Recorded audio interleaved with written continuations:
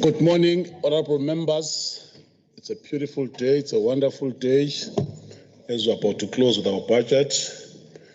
Honorable members, before we start, may we please have a moment for silence or meditation.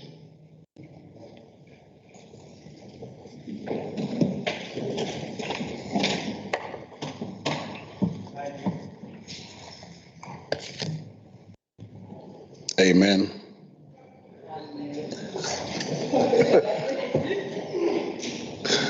Thank you, honorable members. Honorable members, this budget debate is conducted through hybrid means, and the normal standing rules of the legislature will apply for the debate, as we know.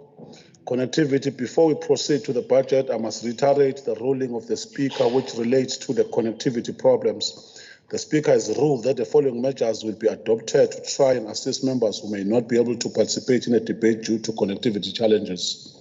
If a member has a problem with connectivity and is unable to deliver his or her speech, the presiding officer will call the next speaker or the next speaker's list so as to not to delay the proceeding. If the member regains connectivity before a response to the debate has commenced, the presiding officer will be flexible and allow that affected member to deliver his or her speech with proviso that the member reconnects to the sitting prior to the commencement of the response to the debate.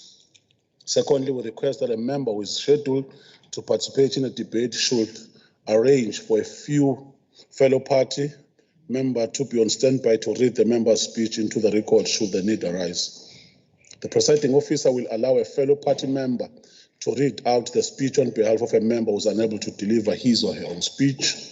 If all interventions failed and a member is still unable to deliver his speech and has not managed to arrange for a fellow party member or a whip to deliver the speech or his on their behalf, that speech will unfortunately not form part of the official record proceeding of our legislature. In short, if members have connectivity problems, the presiding officer will follow the above guidance to try and assist. We trust that is in order. Lastly, honorable members, we are not actively part of a debate are reminded to mute their microphones and switch off their cameras at all material times. Also, members are requested to take all reasonable members to reduce any background noises that may interfere with broadcasting of proceedings. Honorable members, I further wish to confirm that the budget report 2022-23 of the KwaZulu-Natal Legislature has been tabled in terms of the standing rules. I think that is in order. We'll now proceed with the matters on the agenda being the debate on vote 2. In that way, we call upon the honorable member, our Speaker of the House, Honorable N.N. Boise. Mahubela, the platform is yours for the next 45 minutes.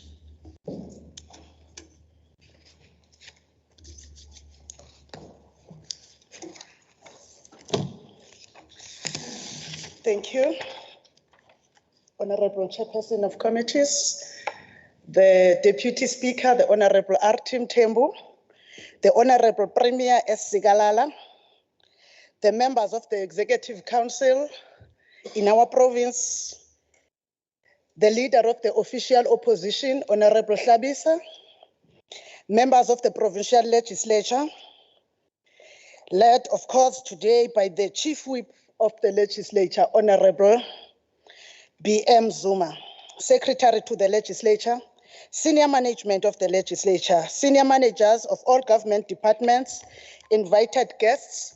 Amongst them, I know that there are those that are connected virtually, speakers of municipalities in our province, the National Public Service Commissioner, CGE, Human Rights Commissioner, as well as those of the province.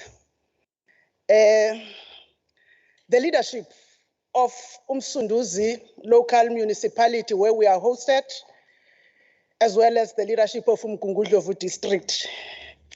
All invited guests, my family as well, Ndiyanibulisa. Chairperson, we rise here to table the 4th budget speech in this term, which we are presenting right in the middle of the term coming to an end in 2024.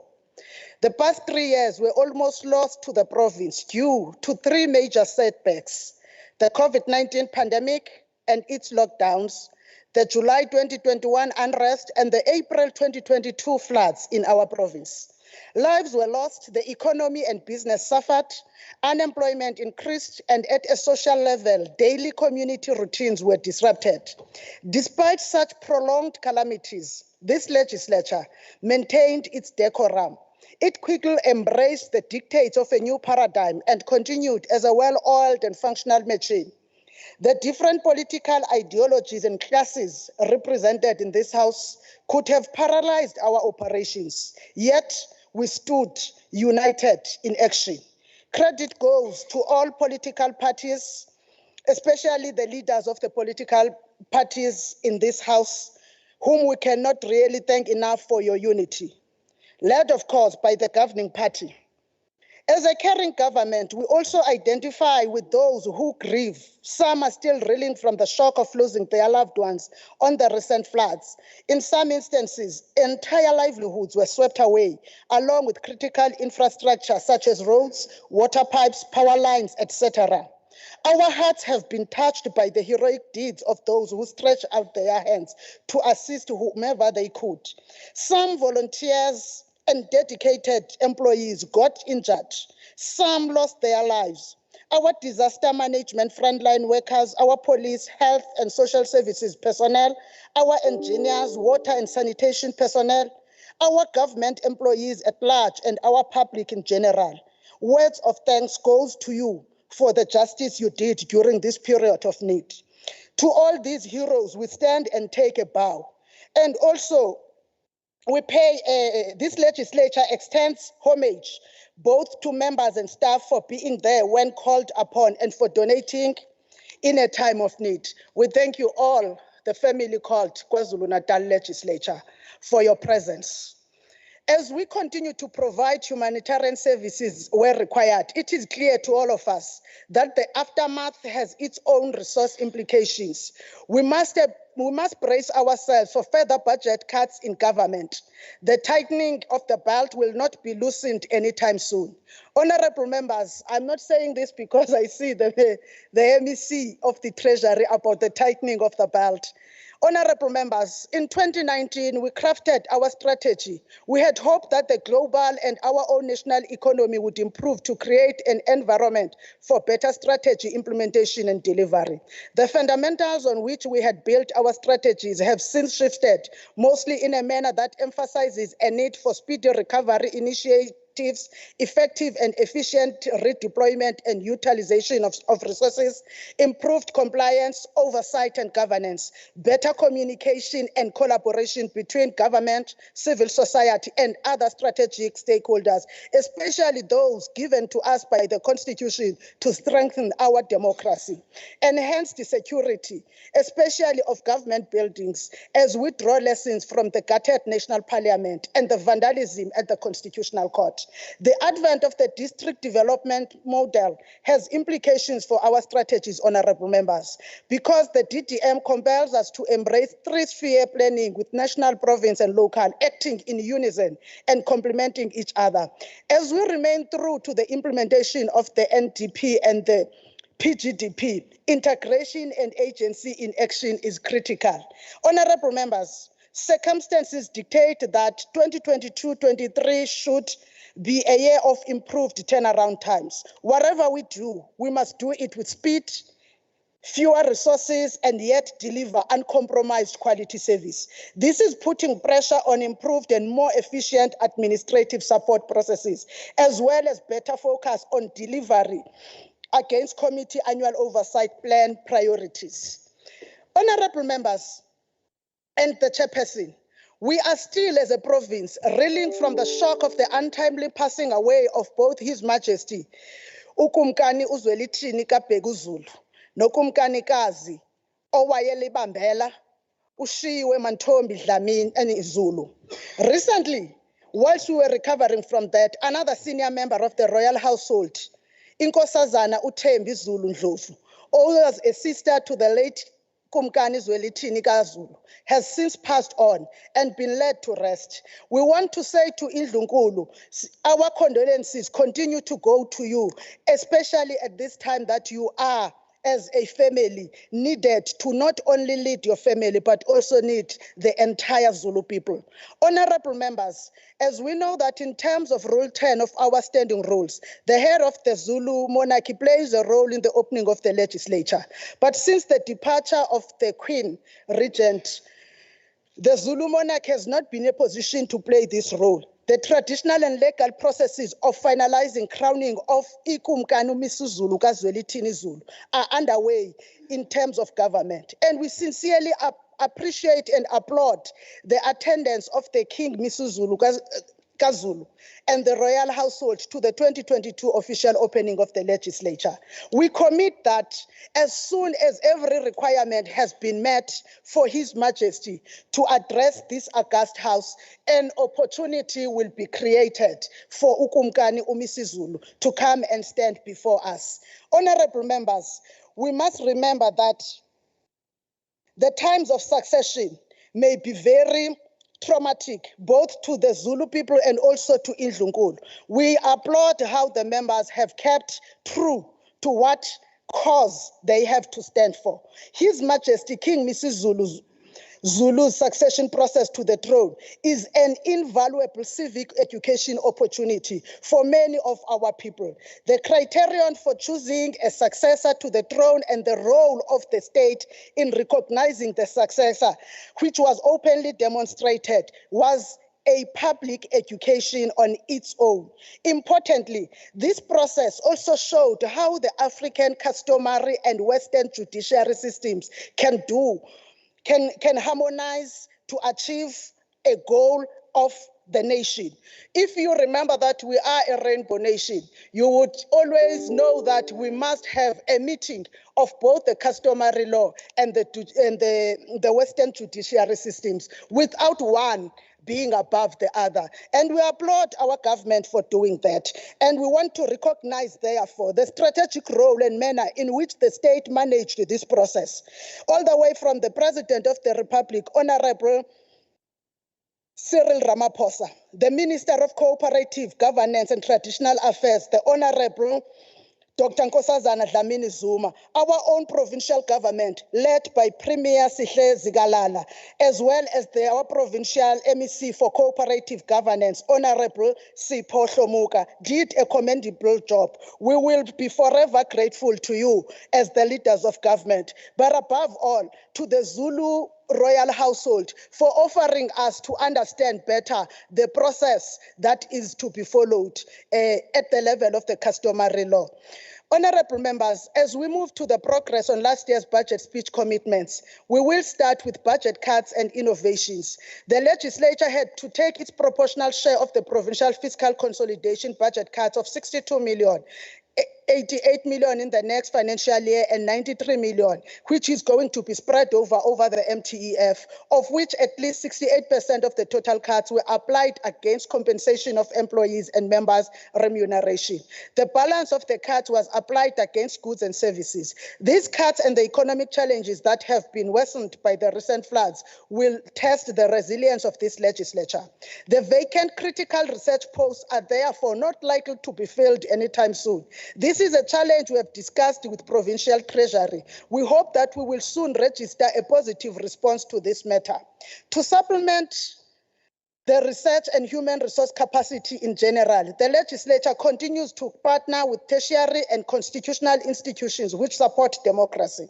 While the COVID-19 lockdowns had a negative effect on some legislature activities, the legislature's response was to develop cheaper operating models, such as hybrid meetings, including the one that we are attending here today.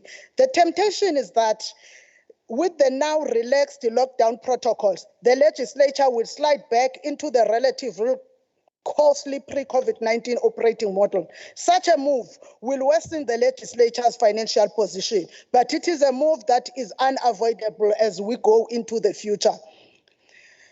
As indicated last year, a business process mapping project is underway to radically re-engineer the legislature's business process architecture. This will clearly define the legislature's new business operating model, built on shorter, effective, and cheaper business process. Linked to the above is the customization of the sector oversight model project, what we usually call SOM. This has dovetailed into the process mapping project to digitalize our SOM processes and link them with the KZN legislature app. One of the strategic lessons of the hard COVID-19 lockdown protocols was that a digitized environment and ICT tools provide opportunity for members and employees to effectively work remotely. We are now reaping the benefit of our investment in ICT infrastructure and tools. We developed and approved a policy to officialize remote working as from the first quarter of 2022-2023. This will alleviate the current need for additional office accommodation. Honorable members, it is true that this legislature is fast becoming a smart institution. We therefore have no choice but to diligently attend planned ICT workshops to prepare ourselves for the digital parliament era that is no longer avoidable.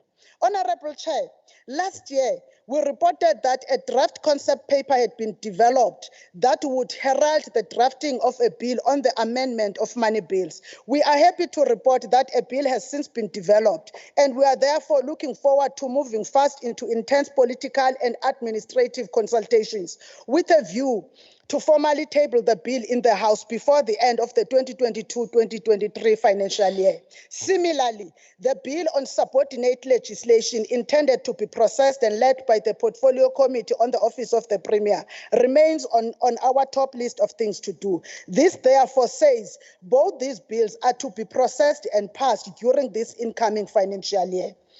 Honorable members will recall that we indicated last year, while we remain committed to the revival of the Provincial Speakers Forum, we would mark time until the 2021 local government elections have ushered in new local government leadership. We are happy to report that engagement with the new local government leadership, especially at the SALGA level at the province, have begun. The target is to launch the aforesaid Speakers Forum in the 2022-23 financial year. This has also been marked, the consultation was marked by the attendance of the Office of the Speaker on behalf of the legislature to the Lekgotla, the Provincial Executive Council Lekgotla that was held in Umkanyakude, where the Deputy Speaker represented us and addressed the August meeting of SALGA. Honorable members will recall that on the 31st of May 2002, a resolution of this House was that it would be economical, effective, and efficient to have the legislature ordinarily sitting in Pietermaritzburg. Related to this resolution, on the 25th of October 2006, a cabinet resolution was taken to build a new legislature complex. Furthermore, this provincial government, through the Honorable Premier, committed in 2019 to prioritizing a government precinct that will accommodate the legislature. The legislature remains resolute in seeing this dream materialize. We are happy to report that the Department of Public Works has already presented the project design and implementation plan to STACOF. We will continue to closely work with this department and Treasury in pursuit of this outcome, honorable members. Having committed to the continuous innovation, the legislature has approved its updated standing rules. A two-day workshop on the updated standing rules is planned, firstly for the rules and programming committees before it is rolled out to all members. The amendments have an impact on the work of committees and the House. Honorable members, you would remember that due to the floods that visited us, the workshop had to be postponed. Hence, we say we are still committed to it. Honorable Chairperson, last year we stated that the legislature has a constitutional obligation to use its mandate to protect, respect, promote, and fulfill the rights of all persons as set out in the Bill of Rights. This is a solid policy position of the governing party that can be achieved through carefully planned insourcing. We are happy to report that, as we committed last year, the required administrative modalities for insourcing has since been completed. The recruitment process for the cleaning and internal audit service in this regard is underway. The advent on new announcement, honorable members. The advent of the DDM is forcing all three spheres of government to work in an integrated fashion to ensure better government planning and execution to achieve promised outcome. We view the work of the action working groups as a strategy of pursuing outcomes-based performance by our executive. Honorable Chairperson, we are fully aware that the pursuit of outcomes-based oversight means more research capacity, for which we do not even have adequate funding for. However, our engagement with Chapter 9 and 10 institutions indicate that cheaper research capacity can be drawn from all these institutions. As a starting point, this year we will establish a platform where we engage with government-funded research institutions. Among those will be the Chapter 9 and 10 institutions, as well as the Human Science Research Council and academic institutions, especially the universities in our provinces, starting primarily with the University of KwaZulu-Natal. We want to use this platform to enrich our capacity to develop and maintain a research-based provincial service delivery baseline on NDP, PGDP targeted outcomes, develop applicable oversight outcome indicators and data to inform committees' AOP priorities,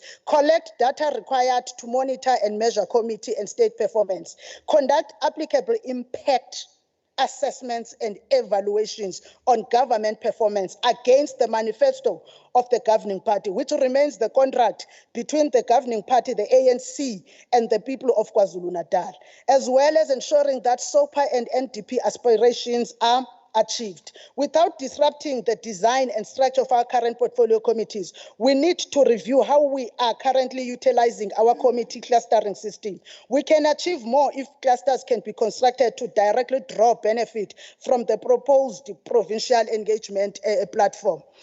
On oversight, the analysis of performance plans and reports, honorable members, remain to ensure that the priorities of the province state of the province address, as pronounced by the Premier, remain a plate from which our committee annual oversight plans should derive their priorities. It remains critical, therefore, that committees ensure that state resources and budgets are structured and spent primarily to achieve the stated provincial priorities. The analysis of departmental strategies, annual performance plans, as well as quarterly performance reports of department should therefore reflect these priorities.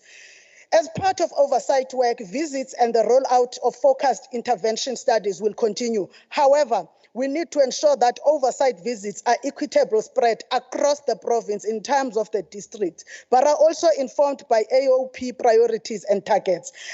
Honorable Chairperson, on this regard, we want to congratulate the chairpersons of committees, the Office of the Chairperson of Committees himself, and the Office of the Chief Whip in complying with the sector oversight model and ensuring that committee reports are also tabled in the House.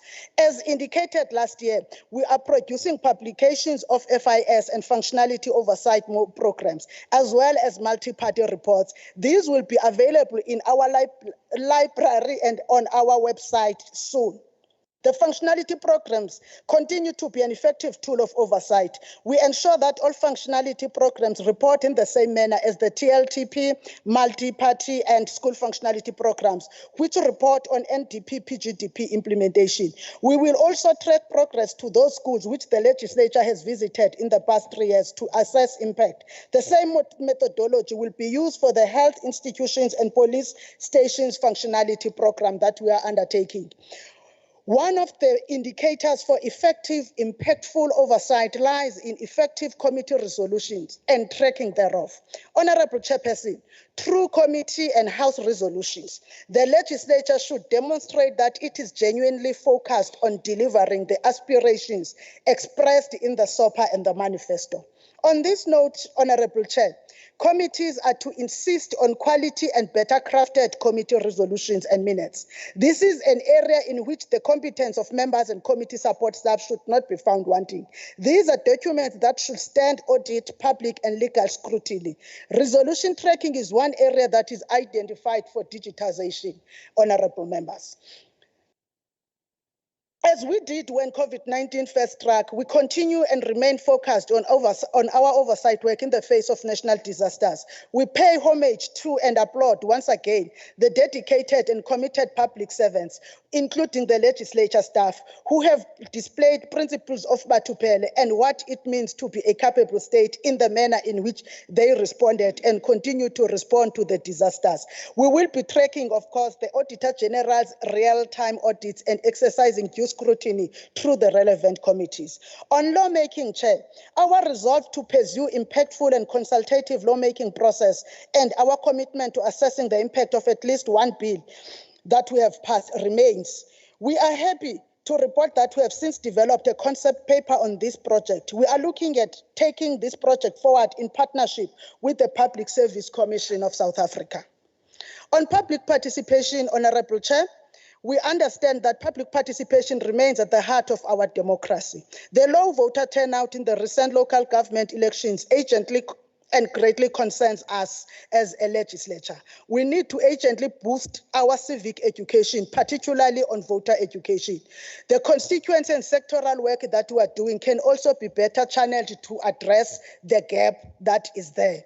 We have strategically planned to run at least a 2-day workshop in August 2022. We hope to deliberate within the public participation context on how constituency offices can be platform for legislative work in the true sense of the word, Chair.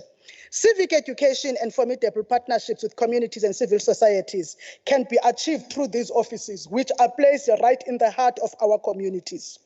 South Africa remains a member of the African Union. We need to remodel our Africa Day commemoration to raise our people's interest in AU program.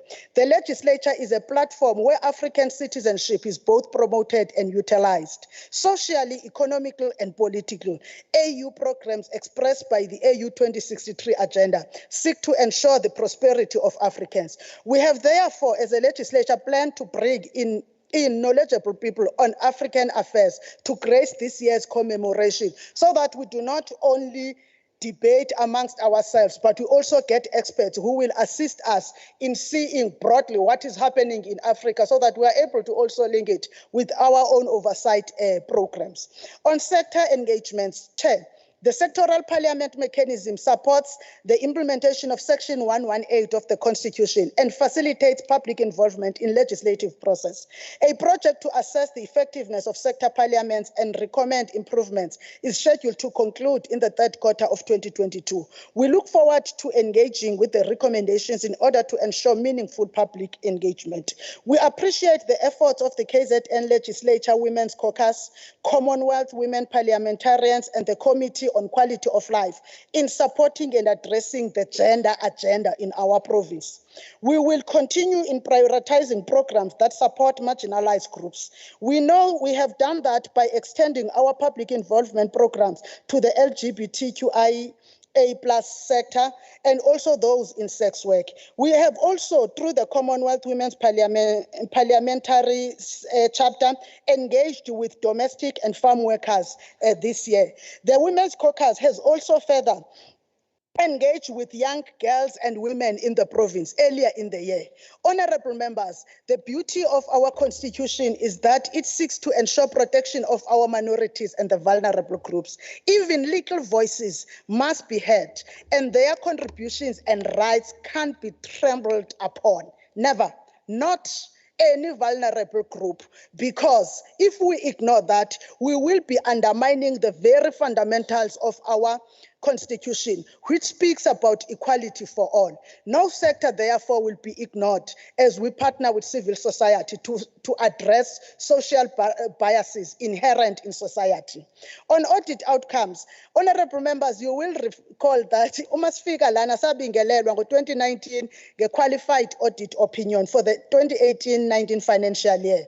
Sase siyazibophezela kunina ukuthi sizosebenza ngamandla ukuze kube nenguquko. Ningako ke nisazi ukuthi ngomnyaka ka-2019-2020 saye sathola ethe ukuphucuka leyo ebizwa nge-unqualified audit report.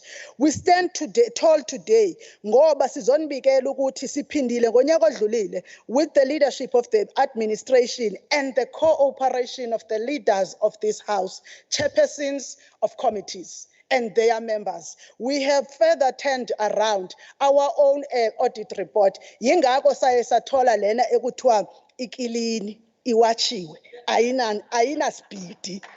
For that, For that, honorable members, I want to say to you, were it not through the stern leadership of the Secretary of this legislature and the Executive Manager Financial Services, we as politicians, we could have done all the better work, but the accounting part, we would never have achieved. I stand tall today because of the management and the people called employees of the KwaZulu-Natal legislature who go out of their way always to ensure that we achieve what we set for ourselves.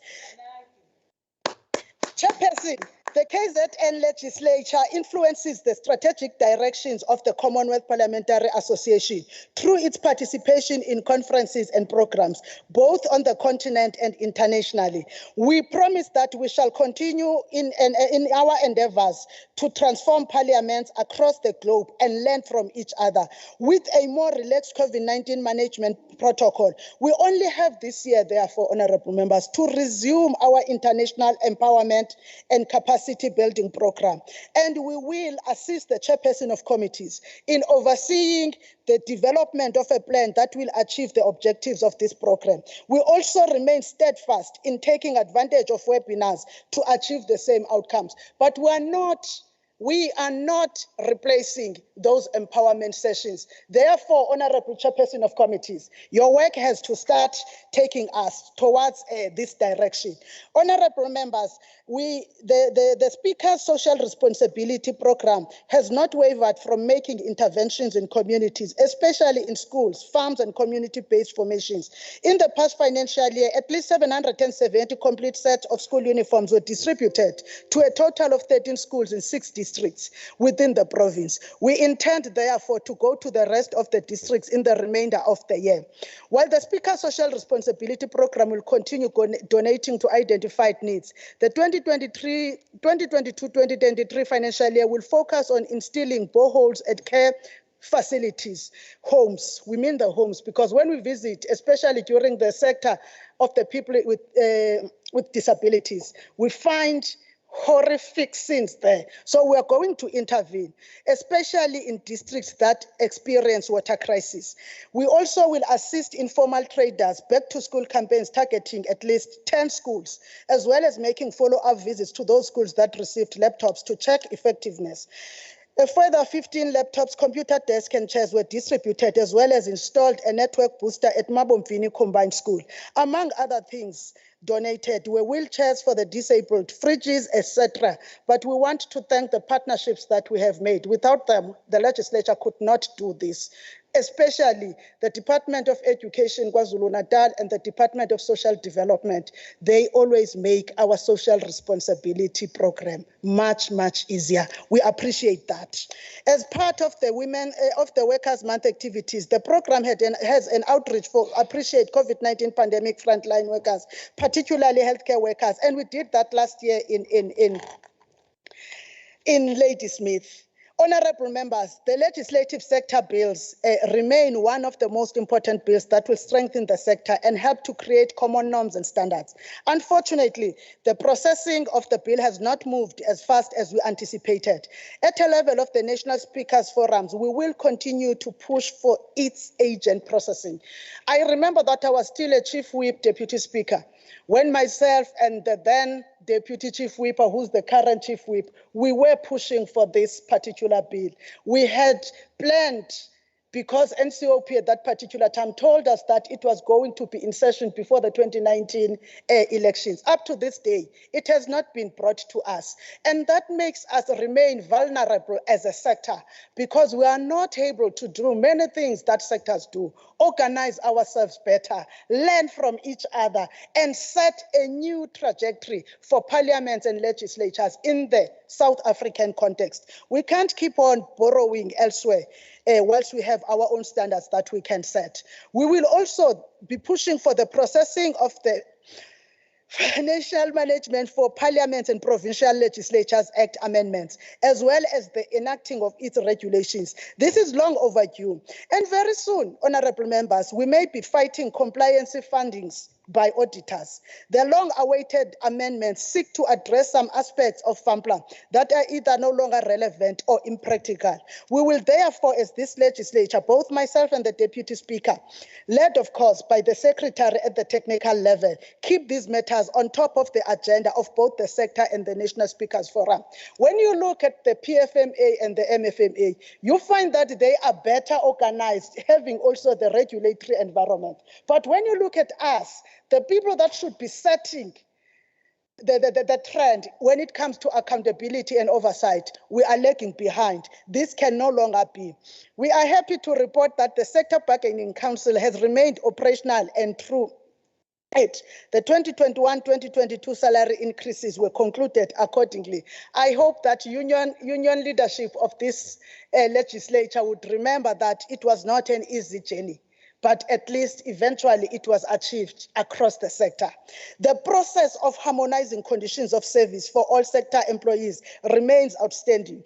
The Speakers Forum Reference Group will soon be tabling a progress report on this complex yet critical project, because it's one of the matters that may undermine our initiatives when we are speaking to National Treasury to ensure that we receive our allocation straight from national, and also when we keep on pleading with the provincial treasury on the funds for allocating us the research unit, you find that the provincial treasury is also constrained because everything is coming from national. So that is why we need to finalize this harmonization, because when we met with the leaders of Treasury, the then Minister and the then Minister of Public Service, they also raised this, that when you are still paying in the manner that you are doing, it is also very difficult for them to see that we are genuinely with them in the effort to cut costs.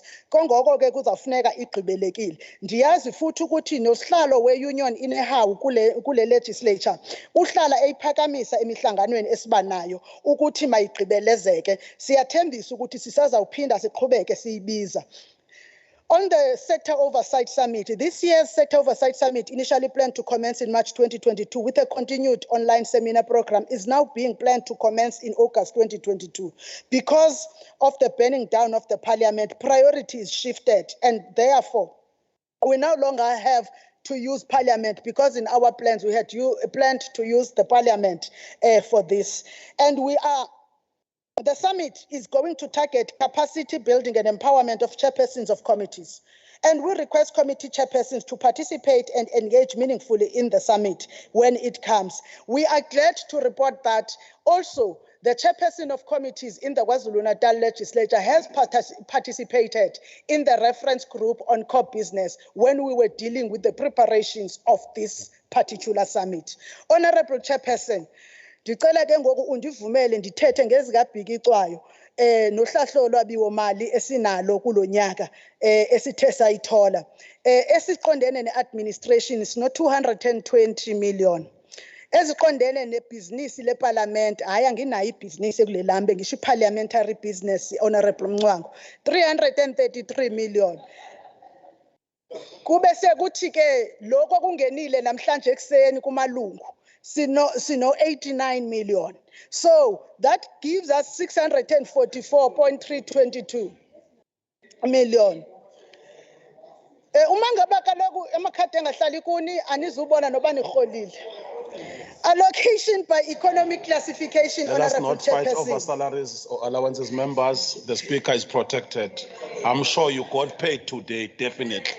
Honorable Speaker, proceed. We are going to give you your 10 seconds. On compensation of employees, 258.546 million. Members' remuneration, amaholo enu, 89.842 million. Goods and services, 161.311 million. Transfer and subsidies, leya mali ebenikhankasa ngayo ye constituency. Ilapha ya 125.787 million. Uma ngabe ubungakhankasi ngayo, therefore you were not using it according to policy, Honorable Kaula. Payments for capital assets, 8.836 million, which gives us the total of 644.322 million. Honorable members, we need this budget for the effective execution of our constitutional mandate. We also pray that all our stakeholders and partners will rally behind us as we create a non-discriminatory, equal and peaceful society. While tomorrow is important, it is what we do today that will determine the type of future for the generations to come. If we invest correctly today and delay gratification, we should be looking forward to a better future for our next generations, just as our striking heroes invested themselves in the past, so that we today may enjoy the fruits of their sacrifices. We are to do the same for our next generations by committing to use this budget wisely. It is our wish that the spirits of our departed, as well as our living heroes and heroines of the struggle, will be with us as we endeavor to deliver on what they sacrificed and fought for. As we conclude this budget speech, we want to say that we are indebted to the National Speakers Forum headed by the Honorable Speaker Mapisa Ngakula. We draw a lot of lessons from that forum as well as guidance in the work of the sector. Tribute also goes to the National Chairperson to the Chairperson of the National Council of Provinces, Honorable Masondo, as well as our former Speaker, Honorable Thandi Modise, who's now the Defense Minister. Together with the current Deputy Chairperson of the NCOP, we want to unreservedly thank their unwavering support, especially the support given by the Deputy Speaker, Honorable Tembu, the Office of the Chairperson of Committees, as well as the Office of the Chief Whip. Behind all of us is, of course, the administrative team led by the Secretary of the Legislature, Ms. Nerusha Naidu. Her entire management team and all the employees of the legislature have made us shine, and our work is much easier because of them. Honorable Chairperson, we stand here proud that the decorum of this legislature is one of the most protected and respected in the country. This has become an invaluable tradition and culture that defines us amongst our counterparts in the sector. Our differing political persuasions have not led to a situation where the program of the legislature suffers. This can only be attributed to the quality of political party leaders in this House. We take a bow and pray that your cooperation and leadership continue to spread even outside the confines of this House. Without you, we would not be this shining beacon of hope in the sector. We appreciate the guidance and support that political party leaders give in the party leaders meeting. We want to say that you are because we are, and we are because you are. That is to all of you party leaders. How can we not thank, of course, our glorious movement, the People's Liberator, the African National Congress, and all its alliance partners for both entrusting and guiding us in this work. If we falter in our endeavor, the ANC and this House will pull us back online. That is why we will continue pursuing our task and do what we believe in, rather than merely saying what we believe in. As we work together, we will achieve much more. And if we remain united, we will always be able to walk that much further. Honorable members, naphi ke umuntu nomuntu kukhona abantu abamenza bengumuntu aphelele. Ndicela ukuthatha eli xesha ndibulele abazukulwana bakaNcasela, my family. Zintombi zikaMbhubhudlo nabazukulwana bakhe. You have supported me and understand the calling that we are in of serving the people without any question. I really appreciate all of you. And I hope that Somni, Nonkubeko, my daughter up there in the stands, nalaba bakhonekthile, you will continue taking the sacrifices of raising my kids on my behalf. But above all, my mother's last born, who has now been a parent to all of us. Ndiyabonga bojaja Khube, boNtshamba, bomlambo okhwela intaba, ohlango lokuvala. I really appreciate you. Of course, the whips. Without the whips, there will be no order in this House. Siyanibulela.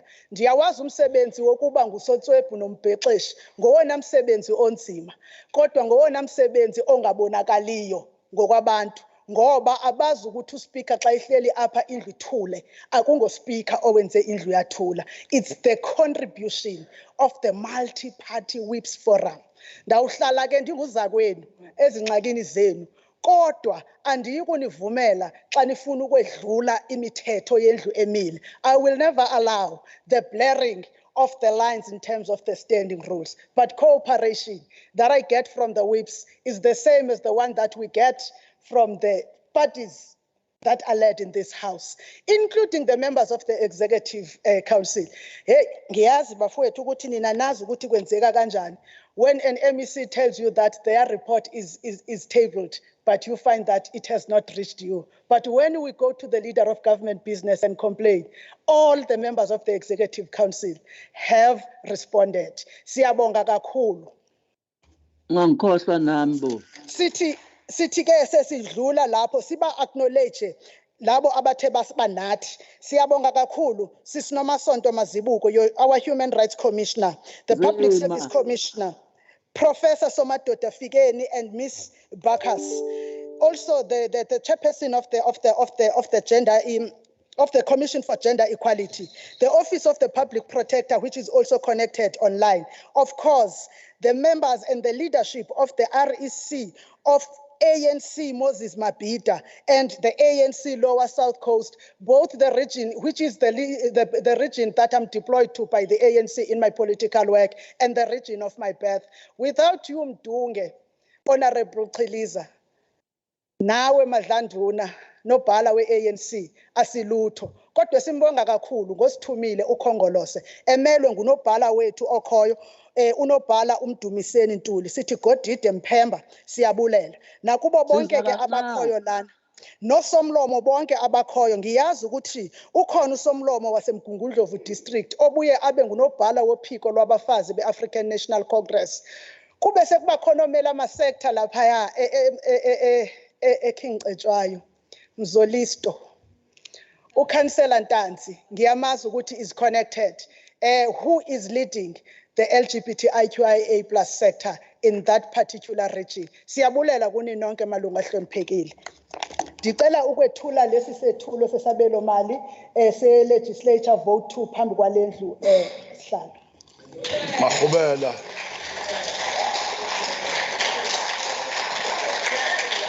Siyabulela kakhulu kusomlomo wethu. Please stop the watch, Babuninela.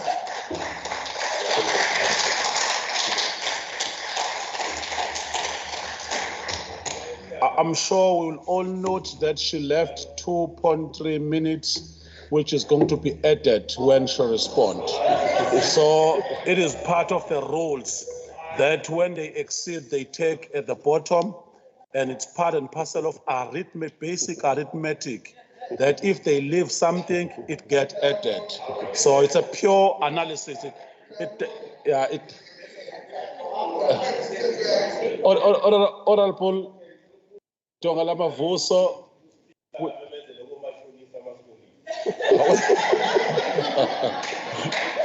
You're out of order.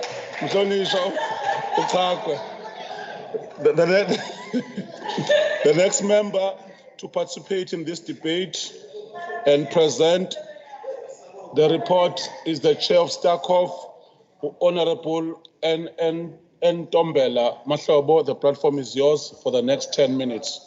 Chairperson Asbonge, we present the report of the Standing Committee on Oversight on the consideration of the draft APP and the draft budget for the vote to KZN legislature for 2022-23 financial year. Sibingelele kubahlonishwa bonke abakhona ngaphakathi beholo abahlonishwa ngqongqoshe abakhona nosomlomo nethimba nosekela lakhe. This report is an oversight report reflecting the views of the Standing Committee on Oversight following the presentation and consideration of the legislative budget allocation for 22-23. The Standing Committee on Oversight met with the provincial legislature on the 16th of March 2022 to consider the budget allocation for the legislature. The committee wishes to commend the legislature for having been diligent in the provision of the reports to the committee and also for tabling their accountability report to the House consistently. The reports that have been presented by the legislature to the committee have been reliable and have shown the seriousness with which the institution is taking their accountability role. The committee also wishes to acknowledge the continued support from the budget analyst from Provincial Treasury, Ms. Claire Tipault. The information provided by the legislature has always given the committee an assurance on the exact financial state of the legislature, even in the times where we are witnessing the budget cuts that are being implemented countrywide. The summary of the budget allocation for the legislature was reported to be 644,322,000 rand. Budget consideration process. The committee was provided with the budget information in November 2021, where the financial situation of the legislature was presented. Discussion documents were circulated and discussed in the committee in March 2022. The consideration of the budget comprised the budget hearing between the legislature and the committee. In analyzing the draft APP and the draft budget, the committee noted that the 2022-23 budget represents an allocation of a budget that has been cut. The implication of these cuts, as were announced with the presentation of the 2021 Appropriation Bill, are that the legislature is unable to fund critical posts that support the core mandate of the legislature. It was noted that there are still ongoing engagement with Provincial Treasury to assist with the funding of vacant and critical positions. The committee has continued to note that the allocation mechanism is not cognizant of the separation of powers in principle, in that the legislature have to depend on the provincial executive for their allocation. What are our concerns and the resolutions? Legislature approach on work at relaxation of lockdown level. The committee noted that the country has, since the last meeting of SACOF held in November 2020, relaxed regulations relating to the gatherings. The committee resolved for the legislature to concretize its plans regarding possible full attendance at meetings, keeping in mind that social distancing still needs to be respected. In terms of the office space, we note that office space pressures as exacerbated by some of the rented buildings not being well maintained, thus rendering themselves inhabitable. The legislature is requested to consider a new sharing approach of the existing legislature-owned buildings so as to accommodate members and staff of political parties. A holistic approach to be explored on the office space need. A parking allocation plan to be reissued to members, access card for members to be programmed for access to Tatam Art Gallery. On the corporate attire, that the lengthy consultation and the extended period it has taken to take measurements of members for purposes of issuing them with corporate jackets or blazers, that legislature must facilitate delivery of male jacket within a period of 2 weeks. And siyabona ke bawagqokile-ke namhlanje abahlonitshwa abaningi okushoda cha asefikile sebewatholile, and that the speaker finalizes her determination leading to the procurement and display of the jackets for the female members. Esithemba ukuthi nawo sebewatholile ngoba sike sababona abanye babo bewagqokile. On the hybrid system of the meetings, that the legislature is attempting to save on cost, would engage the hybrid mode of meetings where PA system is hired and a service provider provided even if there is one person who is connected virtually. It is resolved that the legislature analyzes the cost as a result of use of procured system and explores the use of its own PA systems. Further, the legislature to explore the possibility of fully equipping and resourcing the IT section to be able to deliver as per demands of the institutions. On the budget cut, we note the shrinking financial resources of the institution. We resolve that the legislature must make further cost-saving proposals regarding the external events of the legislature. That the support by Treasury during off-site meeting, that the Provincial Treasury does not give support to committees in instances where committees are undertaking oversight visits around the province. We resolve that the Treasury must be engaged to ensure that committees do get support from Treasury even when operating outside of Pietermaritzburg. The committee therefore resolved unanimously to support the budget of Vote 2. Siyabonga sihlalo. Thank you so much, Mpangasita, for that. The next member to open the debate from the ANC for 9 minutes, Honorable TV Xoli Kabashe.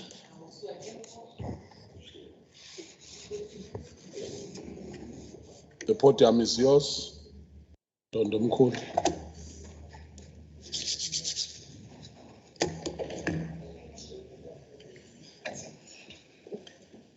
Honorable Chair, greetings to our Honorable Premier Ukuzeni, members of the Executive Council, honorable members, distinguished guests, Sanbonani.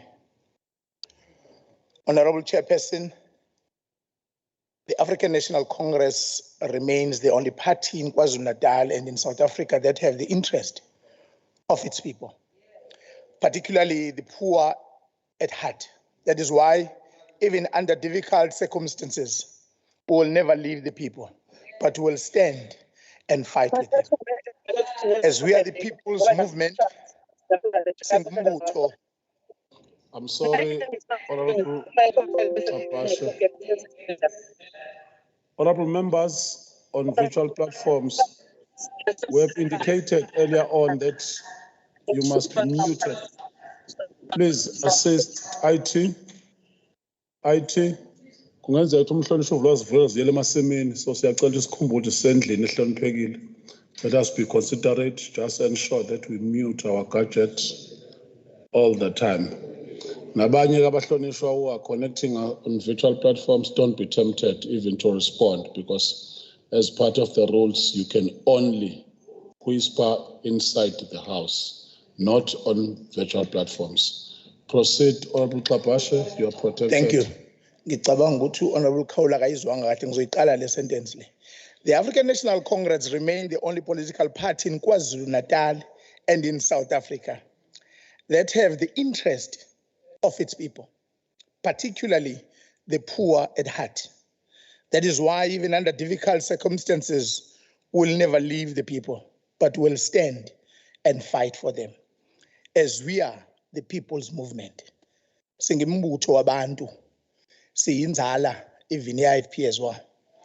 Slalo, it's an honor for me to partake in this significant debate today, representing the gigantic 110 years old organization in this august house in relation to the legislature budget vote debate. This debate takes place at a time where we have faced a number of challenges as a province, which our Honorable Speaker Umakubela has alluded to. However, with all the challenges cited, we have faced siqhubekile sayibambishisa by rising to the occasion. We never despaired, but we forged ahead with hope and committed ourselves to deliver the expectations as envisaged in the core strategic outcomes of our mandate. The legislature has a critical key task of conducting oversight in all departments. We must clearly indicate that the budget cuts presents certain hindrances, as when the legislature conducts oversights in various parts of the province. Hence, we fully believe that engagement with the provincial treasurer should be ongoing in line with our committee resolution. And we must say that the effected budget cut will affect our oversight work to a certain extent. On critical posts, a cut in our budget presents more challenges. As for one, it indicates a reality that work will not be done at speed phase due to the fact that already at this point, as an institution, we have limited staff complement, such as committee senior researchers and budget analysis. The chairperson of committees knows this better, as this is a thorny issue that chairpersons always raise in meetings, the shortage of researchers, as at some point we envisaged a situation where each committee will have its own committee researchers. As things stand, some committees have researchers and some don't have, hence researchers will be shared. Honorable Chairperson, we want to salute our legislature for continuing raising our flag high As this institution is doing very well in relation to compliance matters, starting from the budgeting processes, portfolio committees are convened accordingly. Bills are processed properly, including other functionality reports that have been conducted, are presented and debated in this House, such as the school functionality reports, health functionality report, among others. Honorable members, we also want to applaud this institution that with all the mentioned financial constraints, it continues to perform exceptionally well, and also appreciate the commitment shown by all our honorable members in honoring, but also we must also appreciate the honorable members in honoring their oversight duties. We must also salute and appreciate the committed employees of this institution who continuously provide sufficient support to our MPLs and the institution through useful information and in various methods. Workers who go beyond their call of duty, such as officials who assist in committees where they are not allocated without complaints. Honorable Chairperson, the African National Congress fully support the cost-cutting measures which have been implemented by the legislature in relation to cost containment being applied. I will briefly highlight on the 3 areas among others. The utilization of state building for KZN legislature events which are held physically, the reduction in catering during oversight programs or events, and on conducting a legislature sitting, a sectoral parliament and other events being held using the hybrid system. I will also suggest that we also look at the value for money in all our long-term contracts, like your MTN and others. I believe that we can save even more.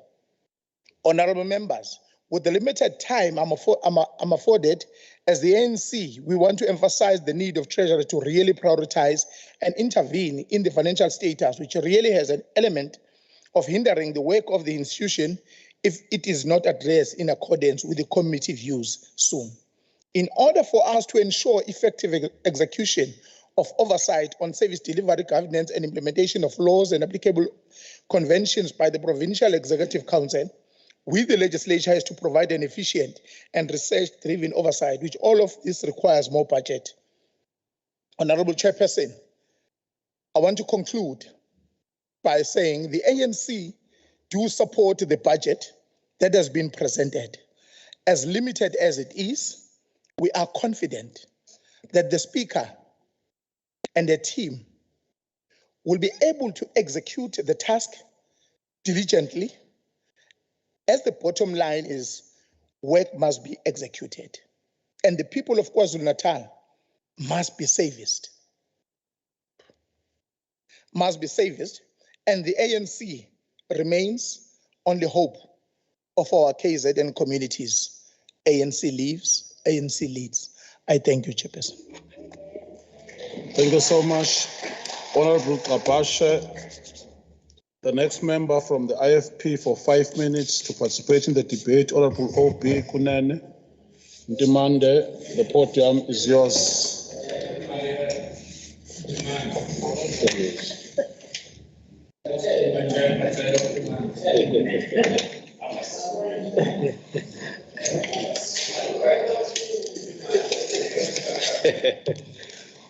Asimdedele umhlonishwa singamsabisi singamkhohesi simdedele njengoba siyamthemba ukuthi he knows the rules and the decorum of the house. Proceed, Mtimand. The Honorable Chairperson, the Honorable Speaker and the Honorable Deputy Speaker, the Honorable MECs, the Honorable Leader of the Official Opposition, the Honorable Members of this House, the Secretary of the Legislature, senior members, senior managers and staff of this legislature, and distinguished guests. I'm honored to represent Attire in this budget debate. We gather here today to consider, debate, and pass the budget vote of this legislature. A lot has happened in our country and our province since we passed the budget of this legislature during the past financial year. Our province experienced the July unrest, which nearly decimated the economy of our province.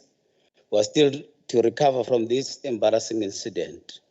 At the beginning of 2022, we woke up one morning seeing unbelievable images on our television sets. Our parliament was on fire. In April of this year, floods of unprecedented proportions were seen in our province, leaving many people dead, many people still not accounted for, and many more displaced, finding themselves being accommodated in community hall, and others taking shelter with friends and families. Families are restless. They move from one mortuary to the next, looking for their beloved ones, and sadly, up to now, they have not found them. Infrastructure was destroyed. Life nearly came to a standstill because of the devastating effect of these floods. Economic activity was severely interrupted by these floods. Honorable Chairperson, I chose to begin with my debate in this manner to record the context within which this debate occurs. The 2022-23 budget. The IFP notes that this year's budget is 644.3 million rand, whose purpose is to enable this legislature to fulfill its constitutional mandate to exercise oversight over the executive and strengthen its performance and improve efficiency in lawmaking. As an institution of democracy, this legislature is enjoined to ensure public awareness and public participation through stakeholder engagement, and as to ensure that citizens of this province know what this legislature is doing about all the things that worry them on a day-to-day basis in terms of the way the government provides services to them. It is pleasing to know that this legislature is utilizing tools like Facebook and YouTube to reach citizens of this province. Constituency offices for all parties represented in this House are also used as a mechanism to interact with voters of this province. When you take into account the responsibilities placed upon this legislature, the budget that you are considering today is not sufficient to enable it to fulfill its constitutional responsibilities. A matter of concern is that the budget cuts will make it impossible for the legislature to employ personnel to perform critical functions within this legislature. We share the concerns of the Portfolio Committee that the allocation mechanism that is being utilized does not take into account the principle of separation of powers, and as a result, the legislature has to depend on what the executive in this province allocates to it. This matter must remain on the table with a view that at some stage it should be addressed. Under the circumstances, this legislature will have to do all that is expected of it, utilizing this budget because they are competing interests that the national fiscus has to attend to. It is unlikely, therefore, in the foreseeable future to see whether the time will arrive soon where more financial resources will be allocated to this legislature. On the matter of the standing rules, which the Honourable Speaker has alluded to, the IFP did not support them because they changed the manner in which His Majesty the King was recognized by this House. Financial performance. The IFP applauds the fact that after a very long time, this legislature has managed to get a clean audit. This should in fact be a matter of course. Nobody should be commended for doing what he or she is employed to do, that is to use public funds prudently, following legal prescripts. We call upon senior management of this legislature to ensure that public funds are used properly. We also hope that this legislature would continue to obtain a clean audit as it should. The IFP is eager to know, Honourable Speaker, how soon will the internal audit unit of the legislature be fully functional in order to discontinue outsourcing this function to consultants? I will come back, Honourable Speaker. Thank you so much, Mtimande. The next member to participate in our debate from DA for 8 minutes, Honorable ZM Mwango. Pangazita, the platform is yours for 8 minutes.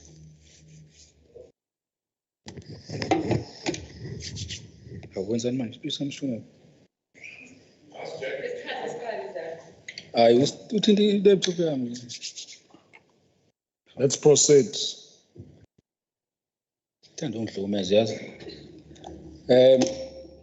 Secretary, the time is not moving and has been on the platform for more than 2 minutes now. The DA notes the allocated budget of 644 million table today. We are, however, concerned about the impact of the current budget cuts on the legislature functioning. As indicated by the committee chairperson, the implication of these budget cuts means that legislature is unable to fund critical posts that support the core mandate of the legislature.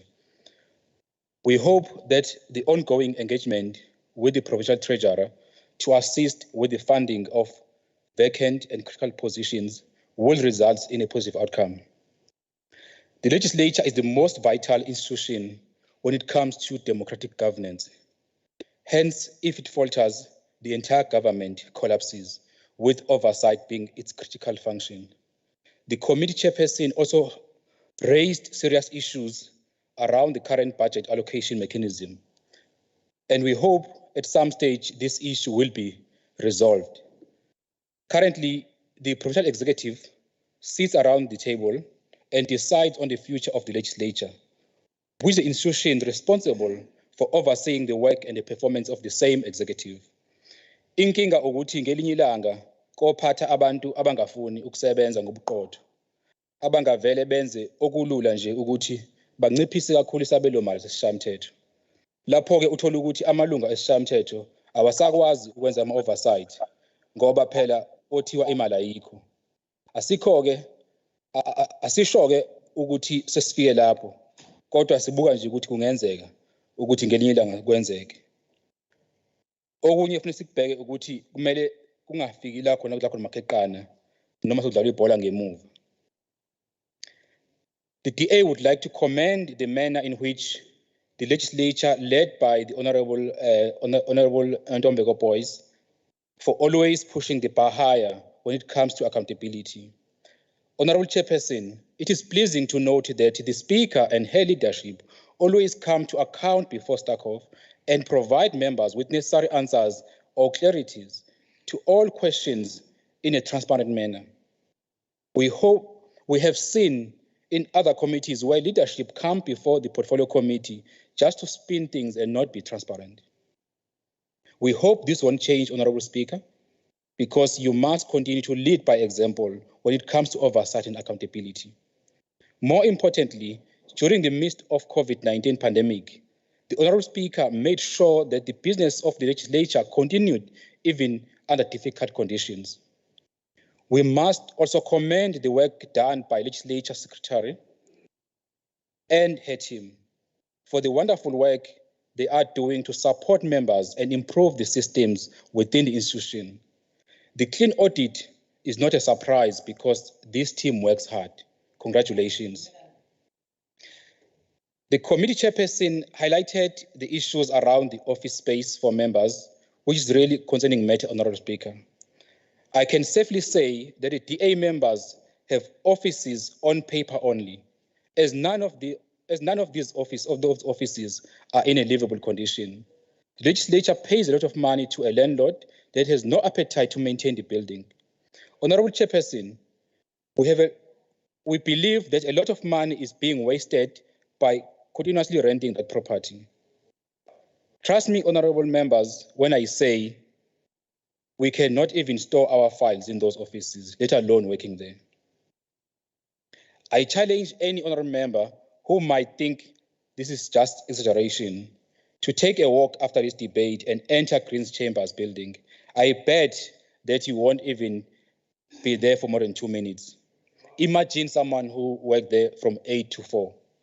Honorable Chairperson, I can list few things to highlight the challenges of that building. Firstly, the roof is leaking. The walls have moisture all over. The toilets are leaking. Ladies' toilets leaking over the server. I don't know what and their server. Maintenance people have been there for more than 4 weeks, but nothing is completed. And they're also painting. Imagine someone sitting there with a smell of paint. We have allowed staff members to work from home with the hope that the building will be sorted out, but to date, the condition is still the same. The staff had to return to the same office. The DA support the request to consider a new sharing approach for existing legislature-owned buildings. We don't really spend much time in offices anyway, as more work is done on the ground to doing constituency work. We also note the communication from legislature regarding the proposal to relook office space for DA caucus, but the challenge is that we still have to wait for work from home policy to be finalized. Can Honourable Speaker give urgent attention to this matter? We cannot wait any longer, Honourable Speaker. At least in the meantime, the legislature must accommodate our support staff. They are the ones who have to sit in that office at Green Chambers every day. When it comes to attire, Honourable Chairperson, there has been a long delay on delivery of corporate attire, jacket, blazers, while some of us have received ours, but some DA members have not received. Ngimuhle niyangibona nje. And during your speech, Honourable Speaker, in 2021, you committed to upgrade ICT infrastructure and ensure that all members have smartphones and laptops. I think all members have that now. Can we now stop printing papers? We now have smartphones. Can we get everything online? Because there's no use of having this smartphone if you can't use them, honestly. Honourable Chairperson, when it comes to oversight, the DA commend the Honourable Speaker for considering the proactive oversight after 2021 unrest and 2022 April flooding disaster. But we must highlight some of the concern, Honourable Speaker. There are oversights that when you go, you just realize just a waste. And fortunately, it might not be your doing, but it's a challenge that you oversee. I can make an example with the one we had in Utugela, a recent one, where we arrived there, Umtimande was with us. And the presentation was very good in the morning. We have this picture, there's flooding really here, and it's a disaster. But when you go to site, there was no disaster. Umtimande even said, this is just poverty, not disaster. Because we went to a site where really one house was collapsed, but you can see it's not really because of a disaster. Then on the last oversight, we're supposed to go to town. Then officials said, no, actually, there was water. There's no need to go there. We didn't go to last one because they saw the water was here. There's no more water. So it tells you some of this oversight, Honourable Speaker, are actually a challenge.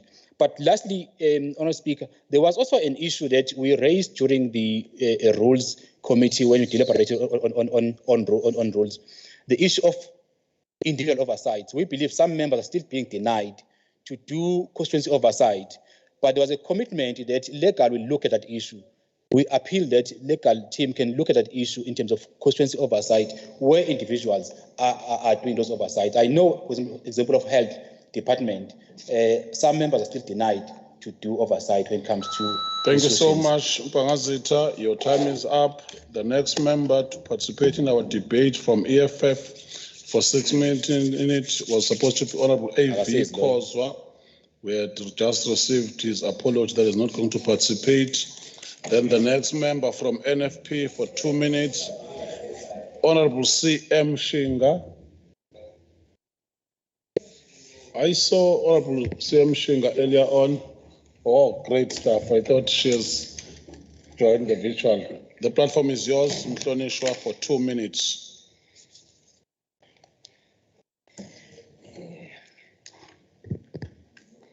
Ngiyabonga. Sihlalo wendlu ohloniphekile amalunga onke ahloniphekile. As women and people of KwaZulu-Natal, we need to applaud and commend you, Honourable Speaker, and your team for ensuring that the legislature is leading by example, as it has been counted amongst the department who had obtained a clean audit opinion for the first time in 9 years.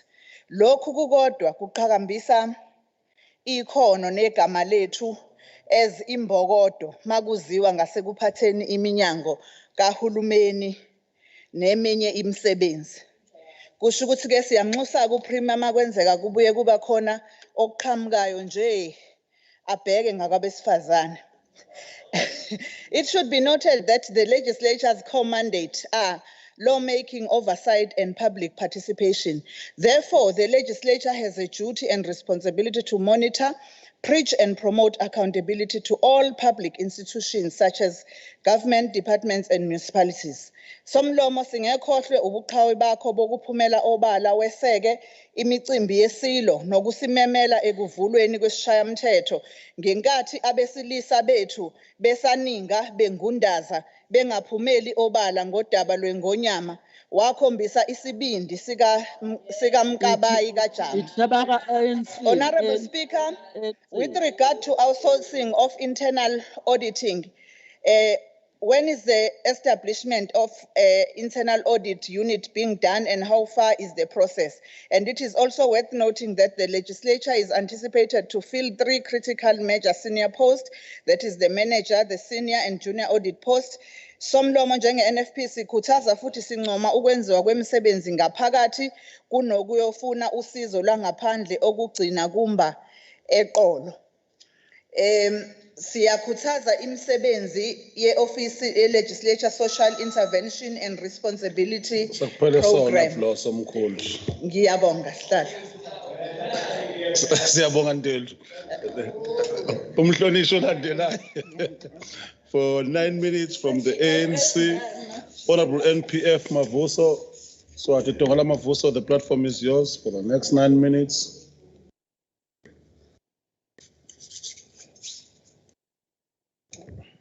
Honorable Chairperson, Honorable Premier Kuzeni, members of the Executive Council, honorable members of this House, distinguished guests, a very good morning.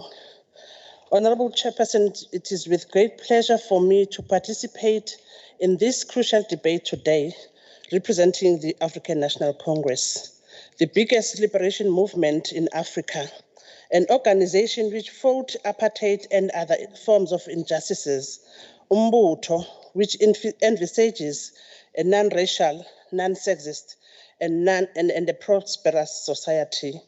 Honorable Chair, would like to join the Speaker of KwaZulu-Natal in sending our heartfelt condolences and words of comfort to all the communities of KwaZulu-Natal who have lost their families due to the recent floods and the COVID-19 pandemic. We want to clearly indicate that you are not alone. We are with you in prayer and in the work that government continues to provide. Whilst considering the terrible floods we have been engulfed with, Chairperson, allow me to commend the work conducted by KwaZulu-Natal parliamentary constituency officers, which you have seen being supportive and providing necessary support to the affected families, working hand in hand with the departments and the NGOs. I'm saying this, Honorable Speaker, Honorable Chair, because the ANC, through the Chief Whip, immediately during the floods, made a strong call to all the ANC deployees that the parliamentary constituency officers must be the hope and the home of the affected families. And indeed, we rose to the occasion.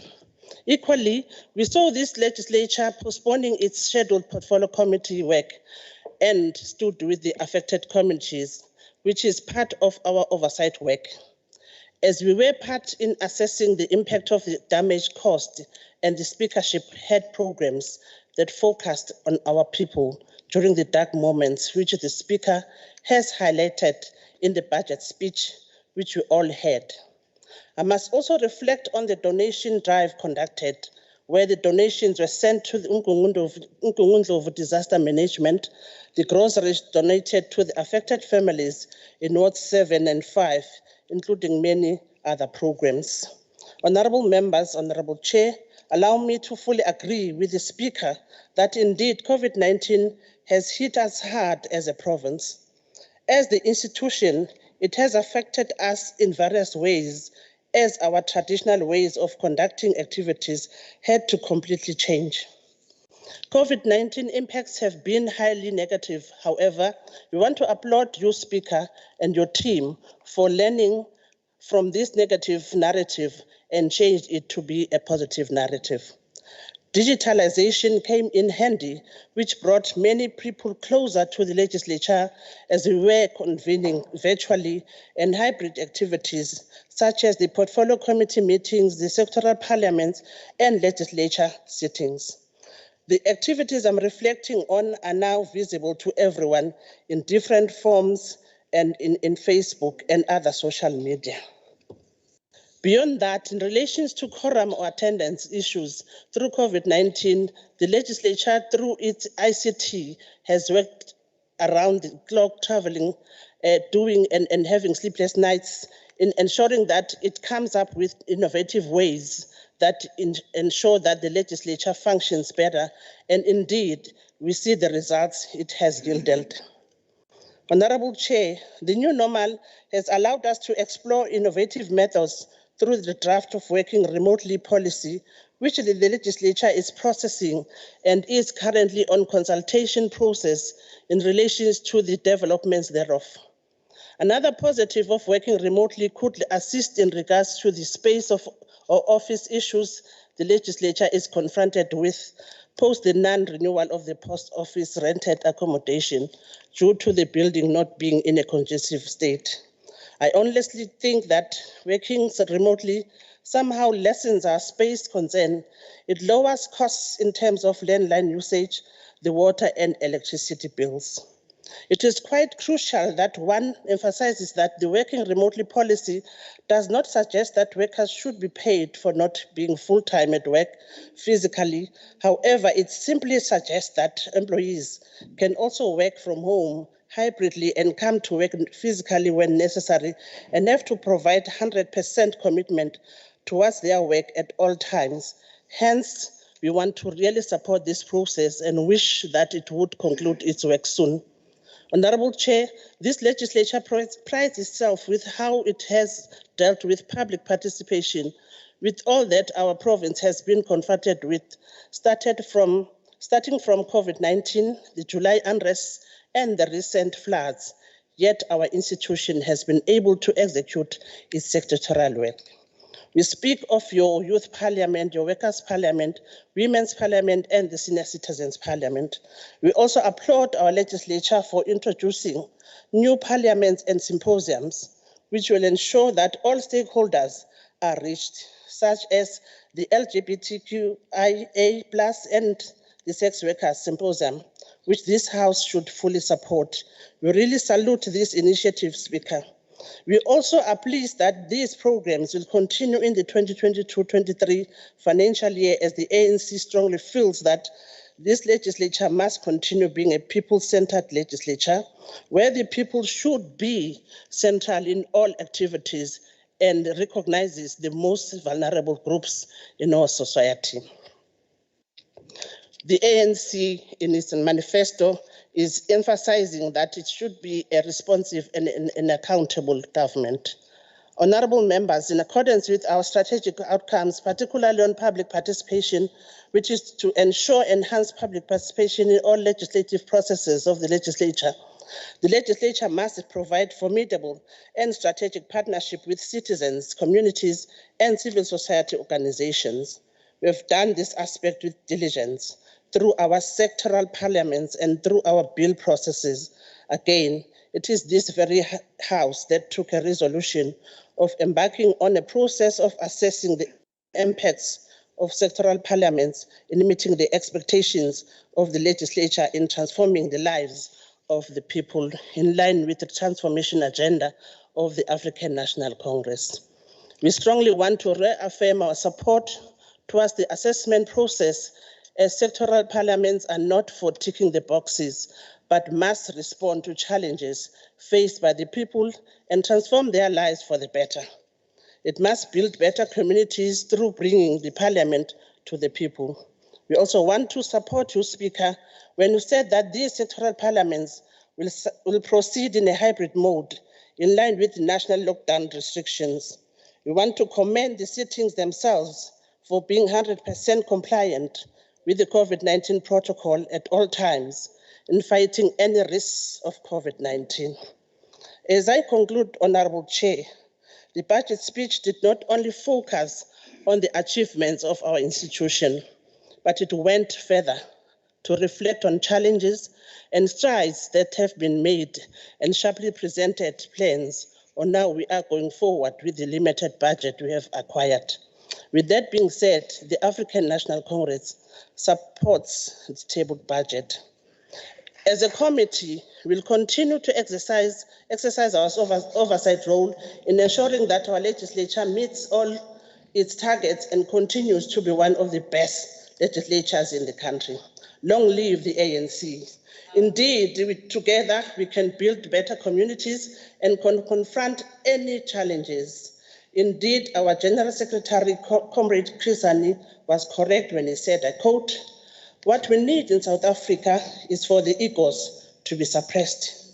In favor of peace, we need to create a new breed of South Africans who love their country and love everybody, irrespective of their color," end quote. Siyabonga. Thank you so much, Dr. Ramaphosa.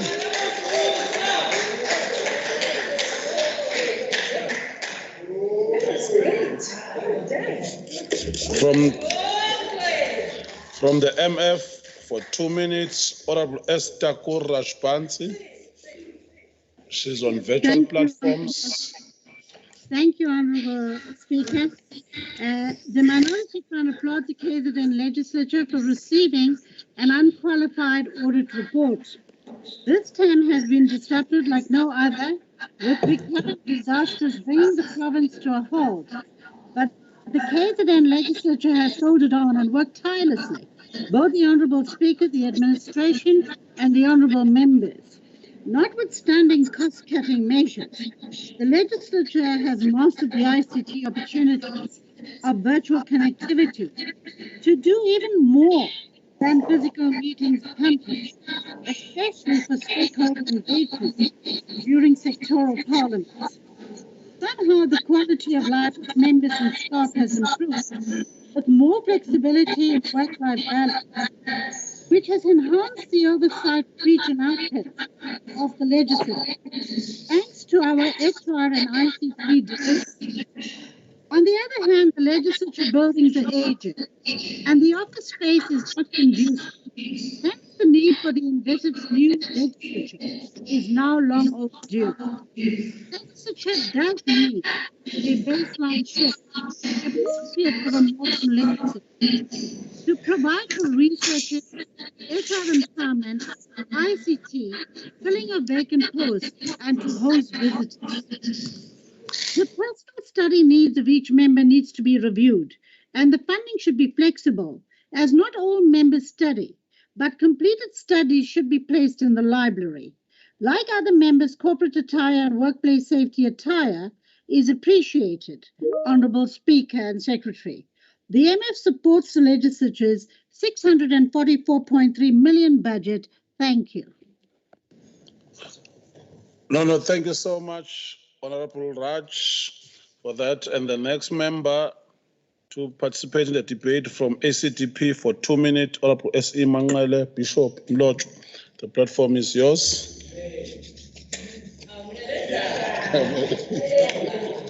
Speaker,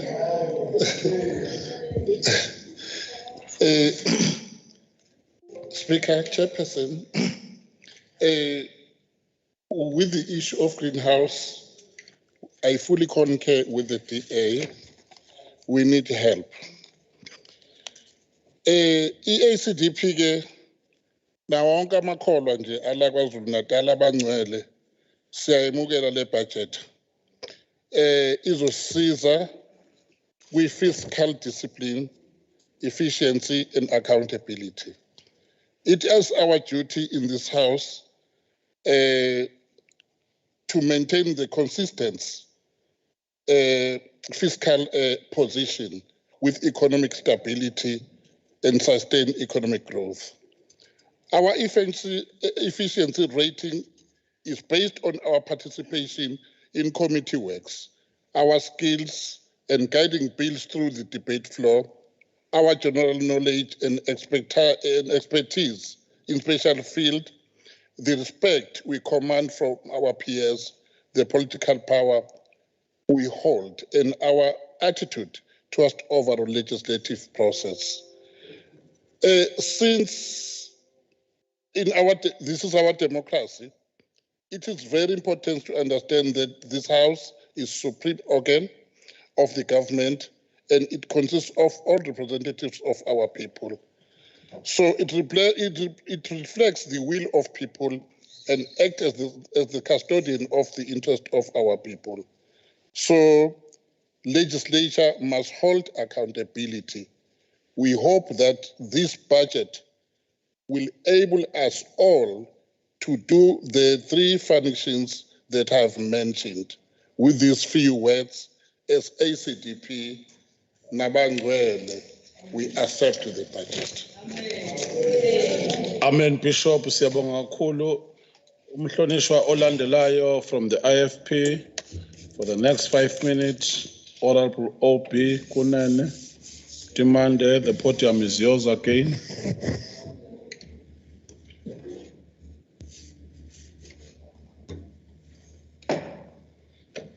You may proceed, Mhlonishwa. Since I look to limited. Honorable Chairperson, the IFP is concerned that the roof repair project was not completed on the due date, which was July 2021. We know that to date an amount of 22 million has been spent on this project. We hope that this roof repair project will be completed during this financial year.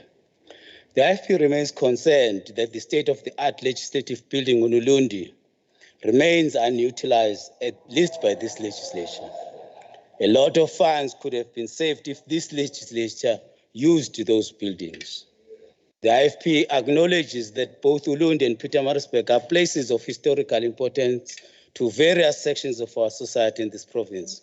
We'll continue to put this matter on the table until the powers that be find it within themselves to give give attention to this matter.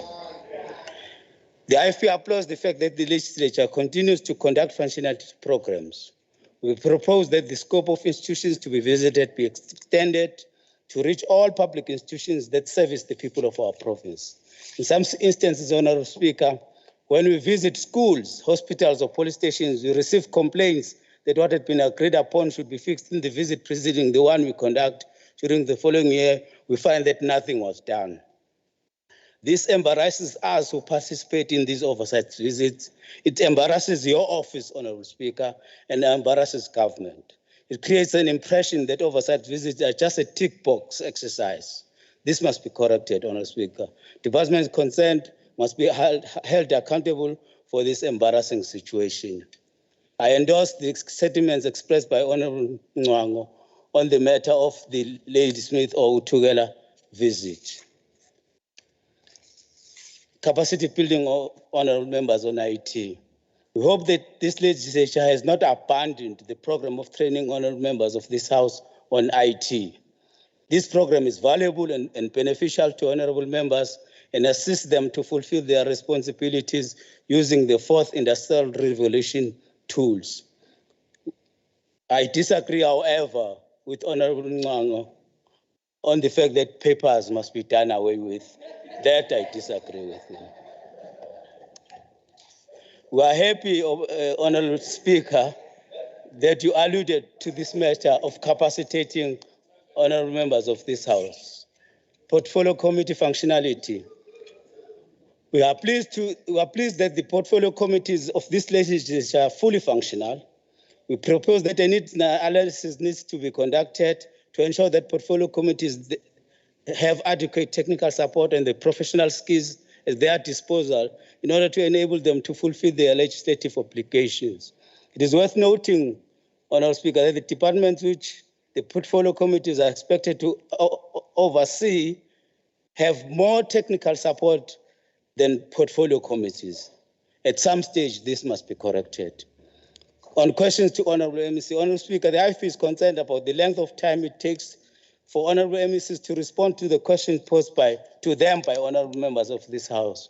We urge you to give urgent attention to this matter. Our concerns also extend to notices of motion, which have not been debated by this House for a long time now. We urge you to schedule them in order to begin to reduce this backlog.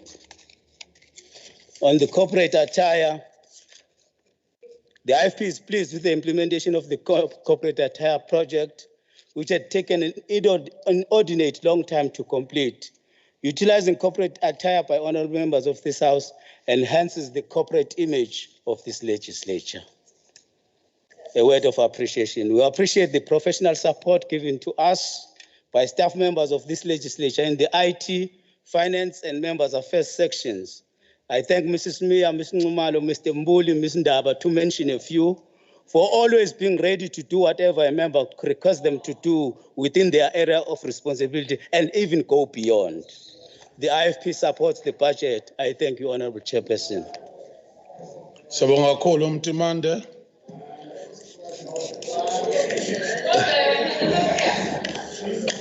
The last member to sweep in the debate and close from the ANC for 10 minutes, Honorable B.M. Zuma Ngamalala was also the chief whip in our legislature.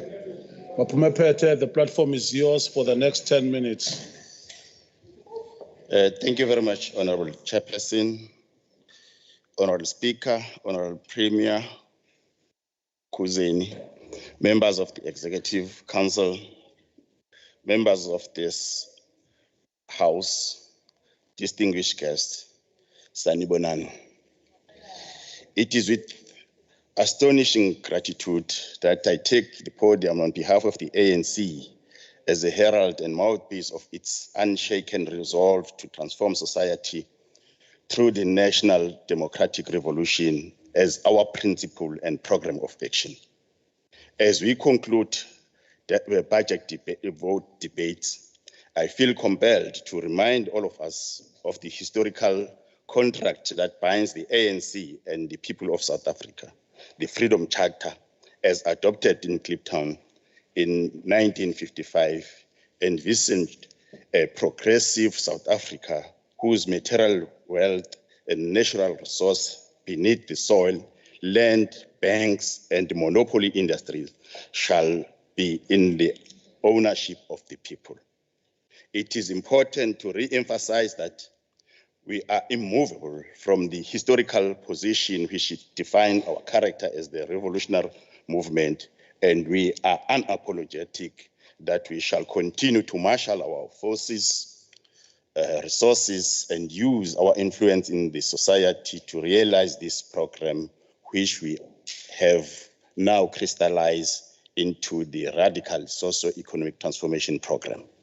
We want to reiterate, during a false perception propagated by forces of reaction in the opposition and in the white media, that the ANC and its government has abandoned its people and forgotten its historical mission. We remain resolute in utilizing our position in the state to advance the aspiration of the Freedom Charter.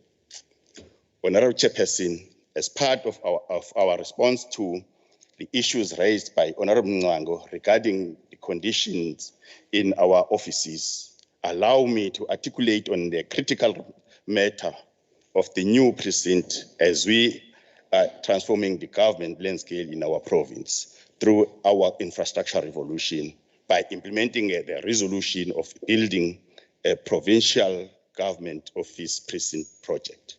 The KwaZulu-Natal infrastructure revolution is a bold and far-reaching move by the ANC-led government that will forever shape the face of service delivery and eternally change the face of the province, create massive employment and cap unemployment. The realization and completion of the construction of the provincial government precinct will strengthen service delivery and ensure better coordination of government work. Hence, we want to clearly reaffirm our support towards the precinct project and call for the public works to really work hard in leading us towards the implementation and finalization of this project. As we are paying exorbitant rent in the building we are currently using, and the continuous renovations due to building being old, that takes a lot of money that we don't have. Slalo. aware that some in the opposition, for the sake of opposing, have intentionally misrepresented this progressive project and confused themselves about its objective. But just like any other progressive ideas that seek to transform society, these groups have done so with the sole intention to undermine the tragedy of our infrastructure revolution as a developmental state. In their true nature as agent and product of the status quo, such a progressive is thrown upon the opposition as would with all ideas that seeks to develop our province. Instead of throwing its weight behind the provincial government towards the attainment of this milestone and for the glory of this province, the opposition have retreated to an unfortunate level of mediocrity. The Honorable Chairperson,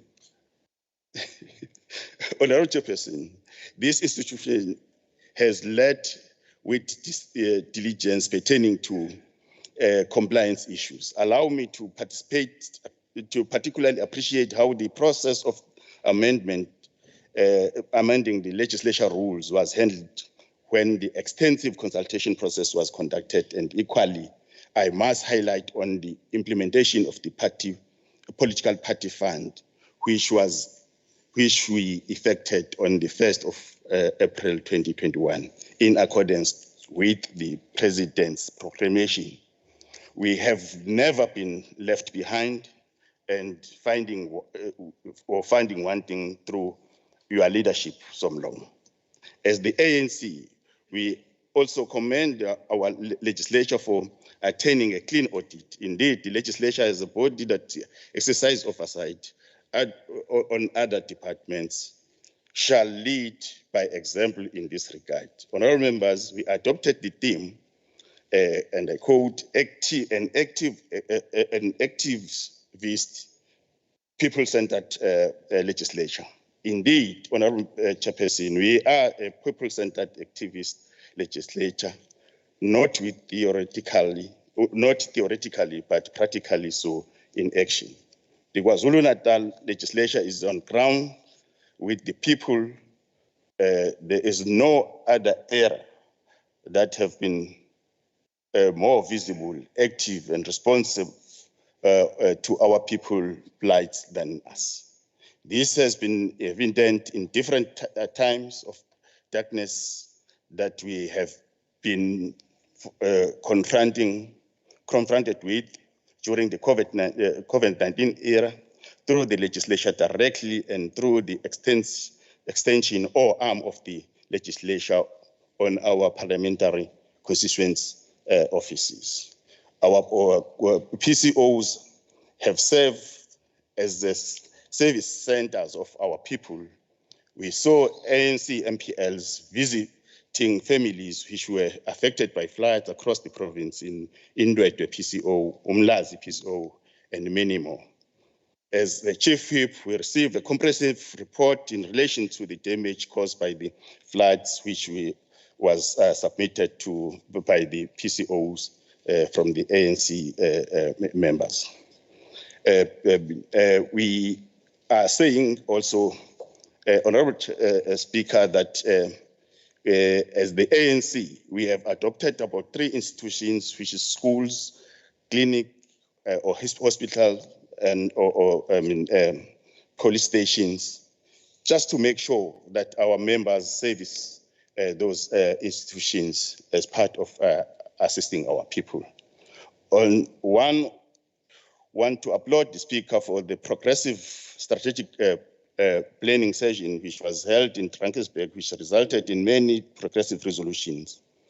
In that platform, we were also presented, we also received presentation from the public service, which we are really hoping that the strategic relationship that we have already started with must be strengthened or will be strengthened. As I conclude, Honorable Chairperson, I wish to state that the ANC understands the role and its mandate given by the people of this province on Wednesday, 8 May 2019. Madam Speaker, we thank you for the sharp, factual, and people-centered budget speech you have presented, which clearly indicates that we are in the right path. It will indeed deepen democracy through robust oversight, effective public involvement, and progressive, efficient lawmaking. Honorable Chairperson, allow me ukuthi ngisho ukuthi isikhathi eside sichaza ngama PCOs because siyazibuza nje ukuthi le mali esiyitholayo as members kulabo abangenawo ama-ofisi bayenzani leyo mali. Okwesibili somlomo ukuthi siyaxakeka ukuthi ikuphi i-EFF if ingekho kuma-programs lale house ikuphi le mali abayiholayo nyanga zonke esithi-ke uma khulunywa nge-wasteful expenditure sikhuluma ngale nto. Ngiyabonga somlomo.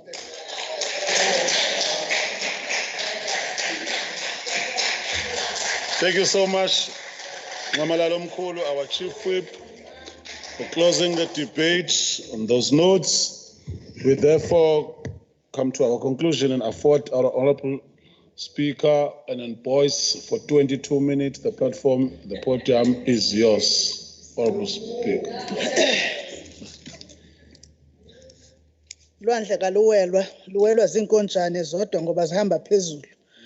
Sihlalo wozihlalo ngiyabulela.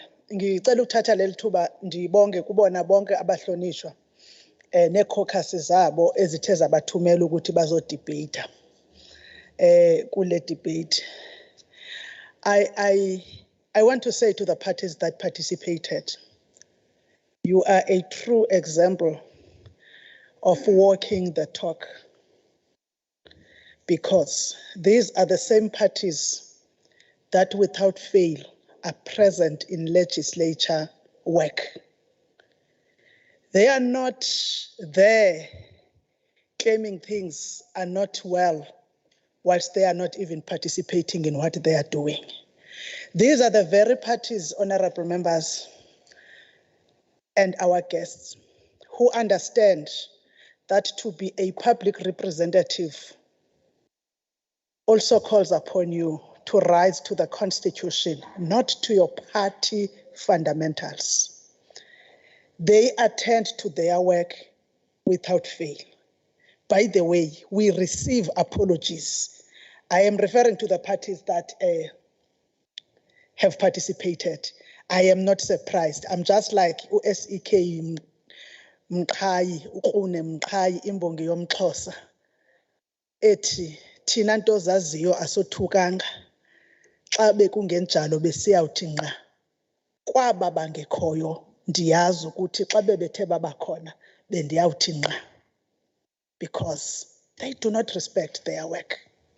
They do not respect the oath that members take. To the whips of the parties that are here, it is for a reason that we are called whips, because we must make our members attend. Sithi masikhuluma ngokuthi into ethile ayenzekanga, it must be because we are factually sure of what we are raising. Thank you, honorable members. Andizokwazi ukuniphendula nonke kanye kanye ngokulandela. Kodwa ngifuna ukuthi qala mhlonishwa Mshengu, mhlonishwa Mamkholo, senizawuchazela uNdunankulu ukuthi xa senihlangene lapha ezantsi, parties unanimously raised the issue of the lack of space as an inhibitor in the legislature. Asikwazi ukuqhubeka. For as long as you don't finalize and quicken the tempo in finalizing the issue of the precinct, we will come here and speak about the space that is inadequate. Whether it's the space that relates to the DA, I want to say to the leader of the DA and the members of the DA and all the minorities that are accommodated at Green's Chambers, it pains me to go there. I once went with Honorable Rogers, but I recently went by myself without the parties, because sending amahloni when I go to the Green's Chamber. The state of the Greens Chamber. Ngafika ngizosebenza ngo-2010. I was allocated an office there. I could not last a week because my sinus was haywire. But we are expecting these members and the staff to stay there because the powers that be in the property industry are dictating so. Landlords that do not care about the welfare and the well-being of their tenants. Honorable MEC Public Works, the state must be responsive to those. The state must respond harshly. We can't be paying rental for something that is unoccupiable, Secretary. I am calling upon you and the executive manager. We can't continuously pay rental for that building that we can't occupy. It's there. We are renting by name, but Honorable Rogers must find an alternative place to meet with anybody he needs to meet with, because you can't take someone in that particular building. Check the price versus the square meter range accepted standards by the Public Works. We can't continue with that. I am calling upon the administration to ensure, but we apologize to all the parties that are accommodated there. But does that warrant us to speak about going to somewhere where you used to be and you resolve to live? No, it doesn't. You must not be regressive in resolving your problems. Look forward. We have resolved that this is the way. What we are doing is taking the way forward. Let's put the accelerator. The last one. Actually, it means that in the stack of committee, some members did not understand how the forthcoming precinct will be funded.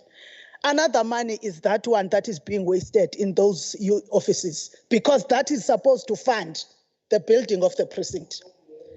Now, you're also speaking about the call for the oversight to be strengthened. Angazi ukuthi mangibona chairperson ngisithatha phi isibindi sokuqhubeka ngibabheke. The technical support is not adequate. Now, we keep speaking about researchers and everything. We can't have them. We can't employ them. Let us at least, chairperson of committees. I loved the workshop that you held at the beginning of the year of chairpersons, when you paved, because we speak about oversight, outcomes-based oversight, because it is coming from chairpersons. Let us move now to use these Chapter 9 institutions and every other opportunity. But the call must be made. South Africa, we must have top slicing. When the Premier, we ask the Premier when he goes and sits there and MEC Treasury, kuleya closed meeting yabo yakwarhulumente. Let's effect the Constitution, especially when it comes to top slicing. Let's separate the powers that be, the same way that we're doing with every other mandate that is given to us by the Constitution. The separation of power is important. And one of the fundamentals of the real separation of power is the top slicing of the budget. Let's have a parliamentary budget. It is not in our hands, as some members are calling from this house to do. It is resting at the national level. So whenever you get the opportunity, Honorable Premier and MEC Finance, join the call for top slicing. Siye kumane siyothi kumadube le mali osinika yona incinci. Silibele uba kwayena imali ayinikiweyo e-national incinci. South Africa must move. The other aspects, we are dealing with them. We will continue to attend to them, including how we thank members for how they partake, those members from parties who understand that there's something called oversight in the Constitution, how they partake in the oversight responsibilities. We also want to agree with most of the members on the issue of oversight. Sometimes you find it to be not needed, so to say. It happens. But it means that we need to descend to the little bits that are there. You know what? If you members had not gone to Utugela and saw that what is claimed in that government response to flood, iyantshontshwa. Ngoba phela ukuyobika ukuthi naku kumkila imizi la kulomkhandlu wami uyayintshontsha leyo nto mingemkanga as a flat. We would not have been able to detect that there are false reports. And that report to Othugela is not in isolation. Let's do it wherever we go. We must call out criminality when even it's done by some of ours, including public representatives at other levels and officials at that level. What happened in Othugela is a classic case that you can never do away with physical oversight. Chairpersons of committees, you can't do away with physical oversight because province and national will continue to be expected to do things that should have been done by another sphere of government. So if we hadn't gone there, maybe ngebasazi, including how we commit to stay steadfast in respect of accountability, clean governance, and fiscal discipline. We will do that. I have one agreement with the senior management of this institution. Let us do things prudently, efficiently, at the right time that we have to do. But amongst those, let us have accountability. Uma khona into elahlekileyo mayaziwe ibilahlekephi kungabe ngathi kusemzini womuntu ukuthi wasazi mama ibibekwaphi it can't be. Let's have that from the management, and so far I'm getting that. When we are sitting with the management, we get responses that show to that. But what we cannot do is that when they do well, we do not praise them for that. Doing your work diligently is what you are paid for. But also it must be recognized that you put an effort in achieving that. That is why, Honorable Kunene, I differ with you when you say we must not praise them. We have to praise them. Do you know why we have to praise them? Because some of the things that they achieve, they don't come to work. When they come to work, they don't do their work. Others get booked in hotels. Wake up in the morning, continue with party work. They don't do their work. Now, uyathuka wena uma usubona legislature uthi hawu labantu kanti bebeya kwi-program uyazi ukuthi ilanga lonke ngimbonile lo muntu kusukela ekuseni ngo-8-9 kwi-social media igijima enxibe imibala yeparty yakhe. Then you find ukuthi kanti kune-program ye-legislature and you now start to develop an interest ukuthi ngabubelelephi. Like I said, I requested the secretary to investigate the possibility of economic freedom fighters members who slept at Golden Horse but did not attend the rest of the debate during SOPA. We want that investigation so that we take the money of the legislature. Ukuholela into obungayenzanga uyayiba lo mali. Yingakho sihola kanye ngenyanga sisebenza izinsuku eziwu-30. It also includes staying in a hotel purporting to be attending legislature program whilst you are not.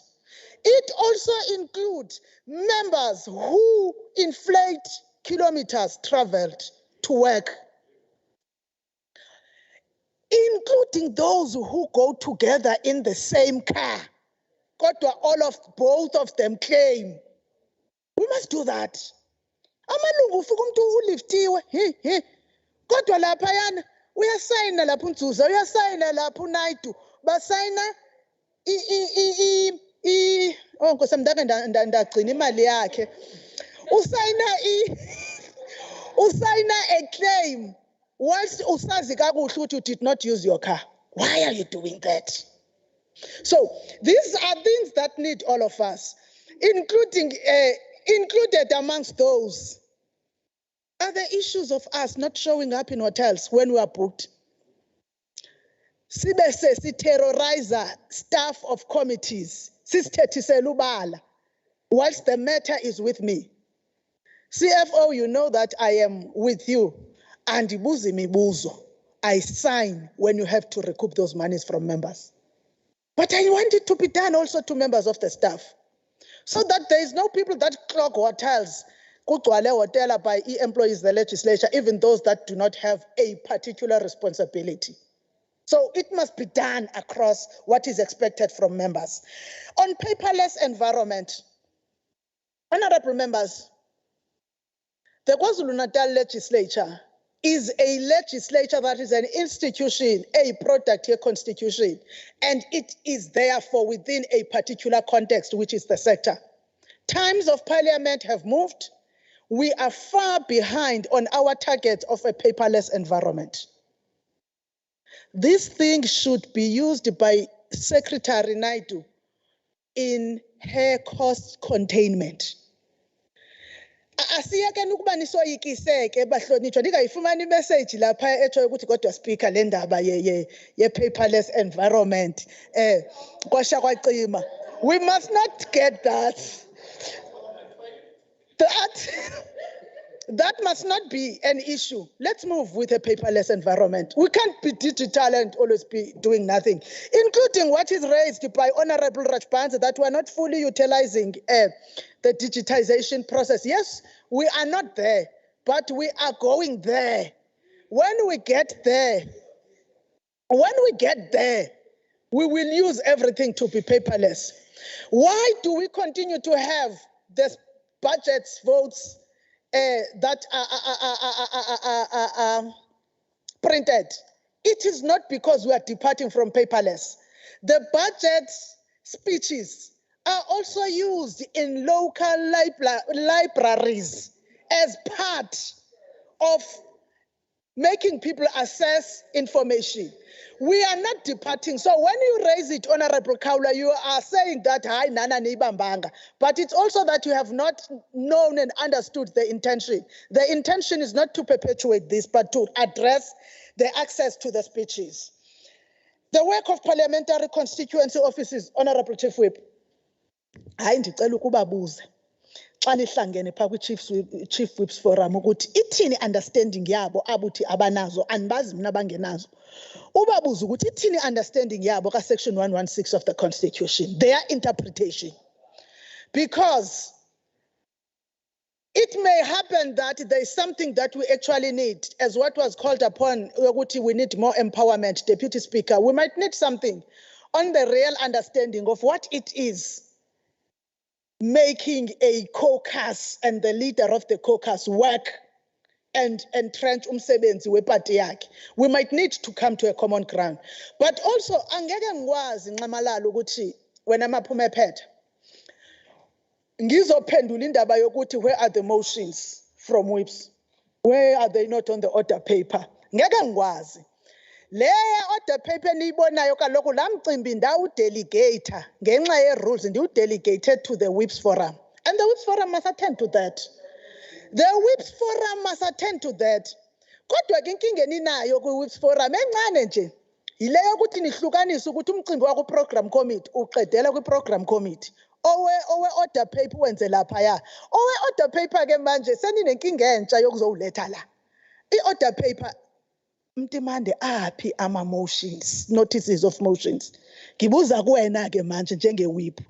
Because you can't be asking that from us. Because you must debate it there. The turnaround, honorable members, on questions, I have seen great improvement. Members of the Executive Council, I have noted great improvement on the turnaround. But now they are enforced by the rules. So far, there is no member of the Executive Council that stands in contrast to what is expected from the rules of the legislature. They have followed that. And izona idlela indlala ke bantwana bakaThambo entweni enisayenzayo kakuhle. Going to the matters that are raised in passing, ndikhulumela nabangcwele. Some of the matters of attire that is still outstanding. Ingxaki nam ndilapha ke manje mhlonishwa uMpangazitha Mahlobo. Ndikhuluma ngendaba ye-attire yalapha ekomitini le-Standing Committee on Oversight. Nam ketana njengoba ndime apha ndithi la bhatyi endiyifumeneyo ye-student prints andiyithandi.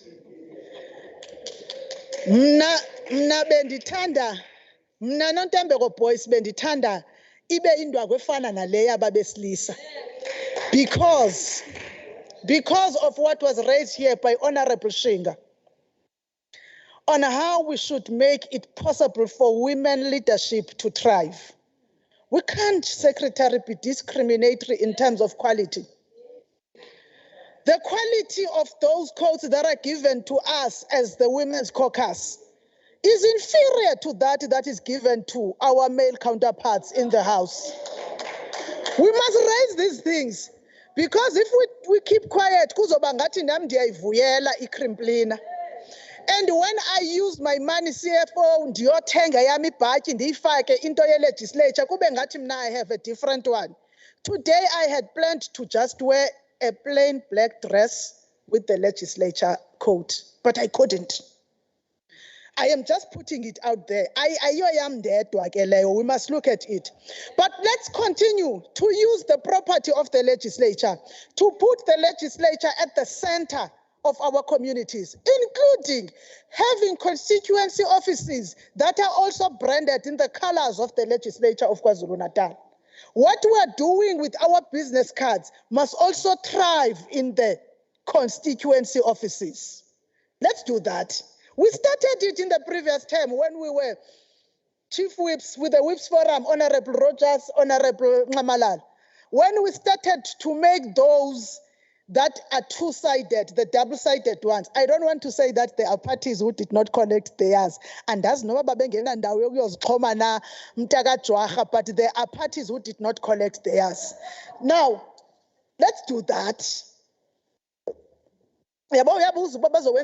Constituency dololo ozwakela omhlonishwa umncwango ndiyaxolisa nangisanimbiza ngegama. Now, as we move forward, honorable members, I said I will not be speaking to each question generally. As we move forward, honorable members, let's continue to make oversight work.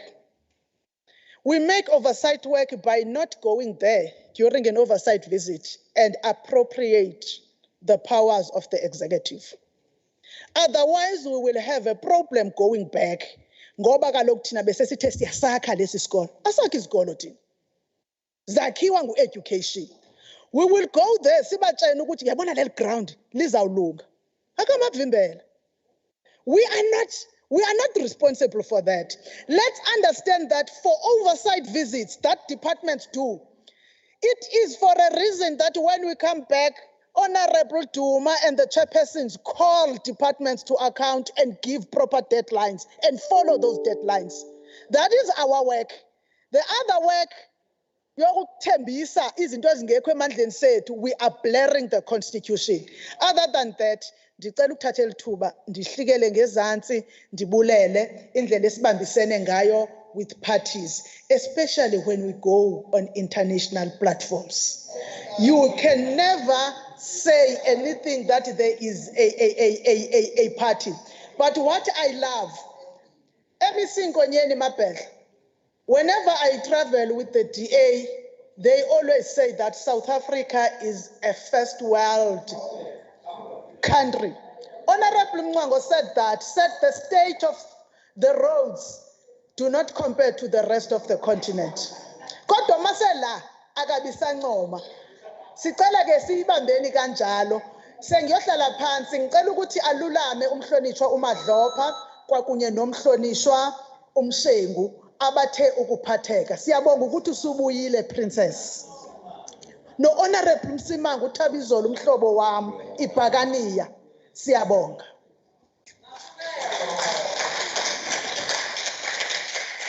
Siyabonga kakhulu ndodakazi kaMbhubhudlo ngomsebenzi omuhle owenzela isizwe. Siyabonga kakhulu ke nokubambisana nabahlonishwa. I think honorable members, you have just maintained the decorum for all the entire 2 weeks. You also deserve a huge round of applause from yourself. I think we have done our assignment. We have come to an end, honorable members, on vote 2 debate. I will now vacate the chair because we have concluded the business that deals with the committee for the whole House. The meeting of the House will then be convected to ordinary format, the normal House sitting wherein the Speaker will resume the chair. However, before the Speaker resumes the chair, I will ask the Sergeant of Arms to usher in the Speaker then we have done our assignment. Thank you so much, honorable members.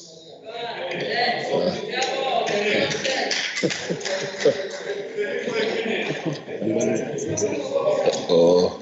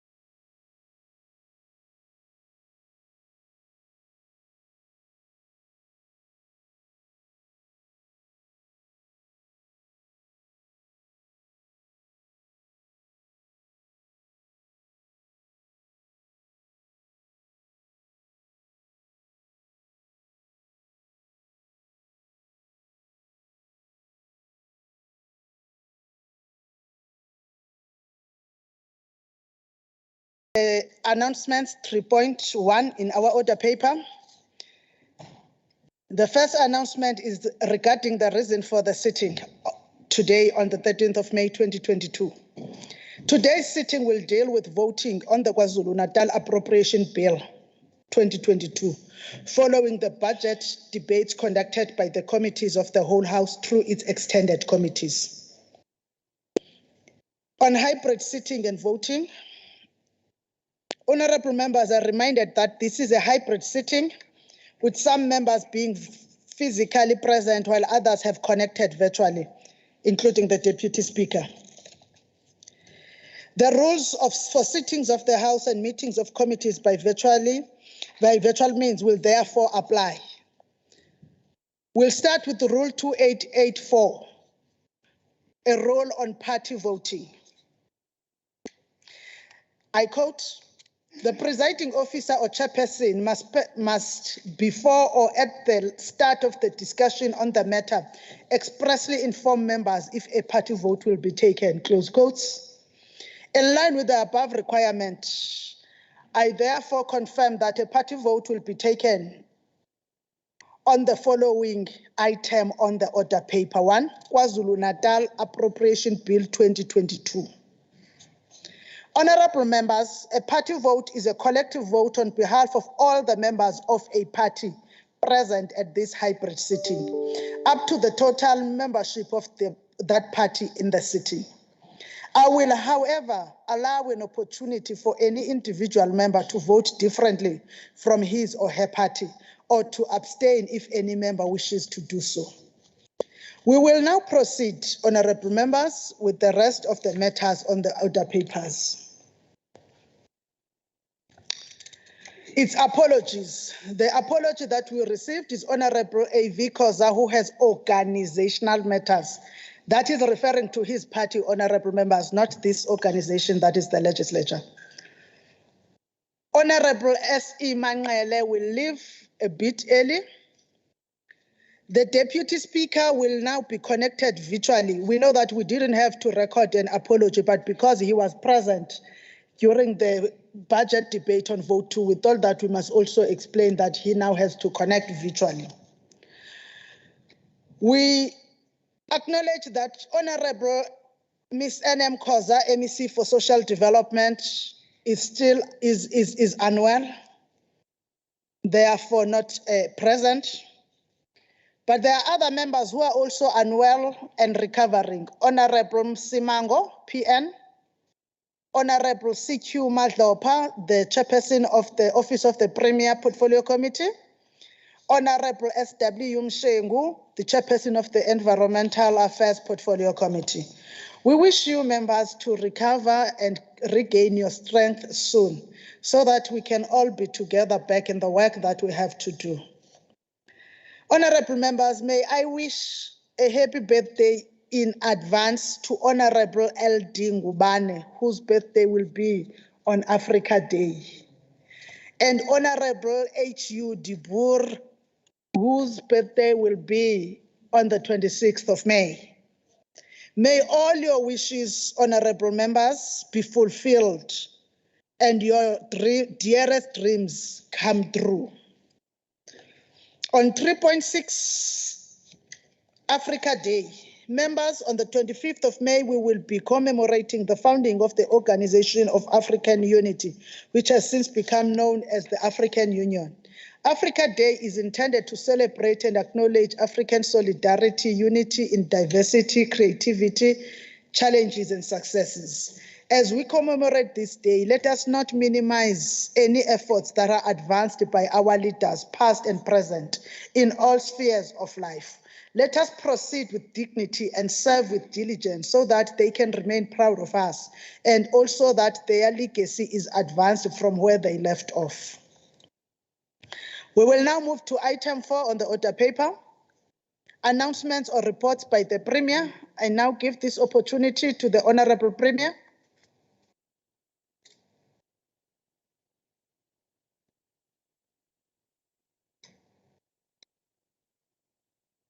Honorable Premier.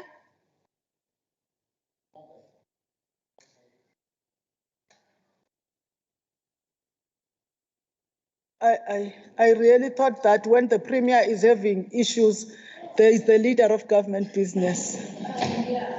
Sorry, Honorable Speaker, Madam, apologies. Can we do the announcement later? Thank you, Honorable Speaker. Thank you. On tablings, which is item 5, we have the KwaZulu-Natal Legislature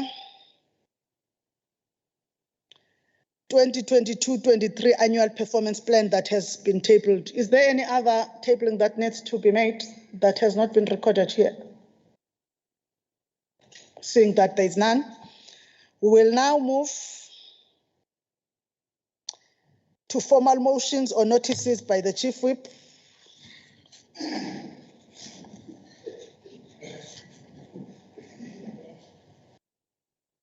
Honorable Speaker, there are no formal notices and motions at this time. Thank you. Thank you. Chief Whip, we'll now move, honorable members. As you may have been aware that the Committee of the Whole House started on the 4th of May 2022 to the morning of today, the 13th of May 2022, and that the management of the Committee of the Whole House was led by Honorable Mr. Siboniso Armstrong Duma, Chairperson of Committees, and Honorable Ms. Makosazana Patience Promise Zungu, Deputy Chairperson of Committees. Therefore, before we go to the next item on the order paper, I would like to receive a report from the Chairperson of Committees regarding the processing of all votes as to how it unfolded. Therefore, I will now call upon the Honorable Mr. Siboniso Armstrong Duma, Chairperson of Committees, to provide the report before the House. Honorable Rwandle. Thank you so much, Honorable Speaker. Mahubelo Mkhulu Armstrong is an apartheid name, but nevertheless it exists because the parents, it was beyond their control. Thank you so much, Honorable Speaker.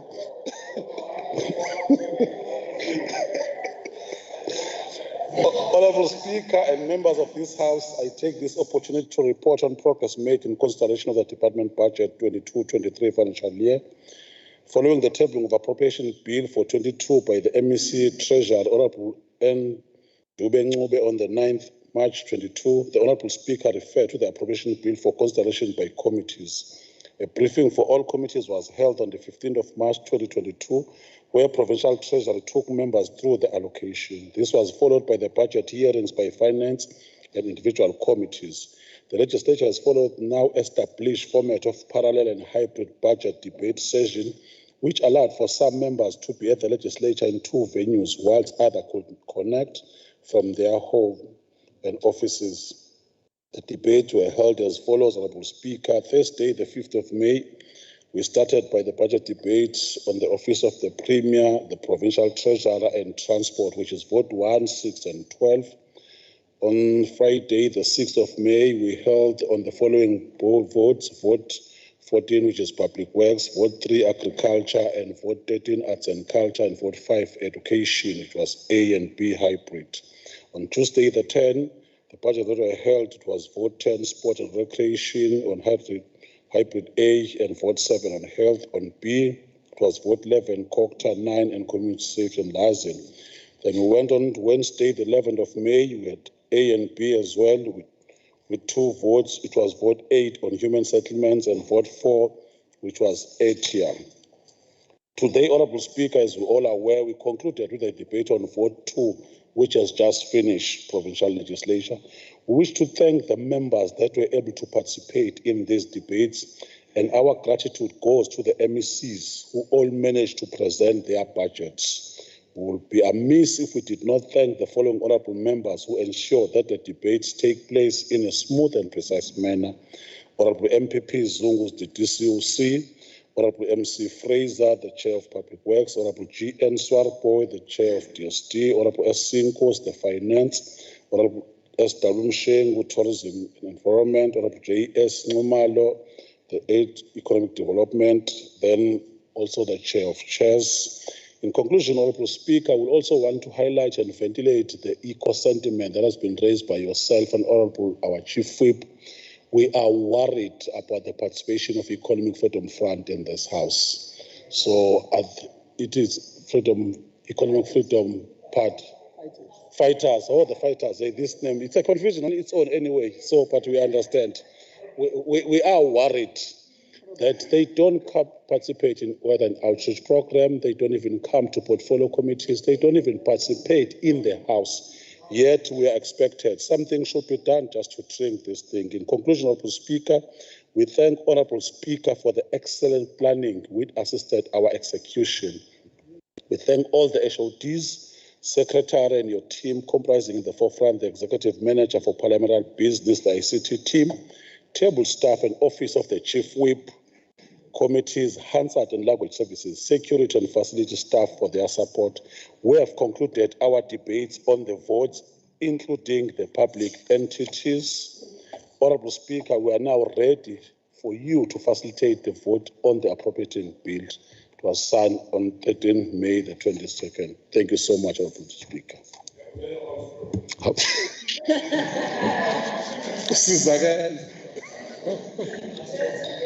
Thank you, honorable members.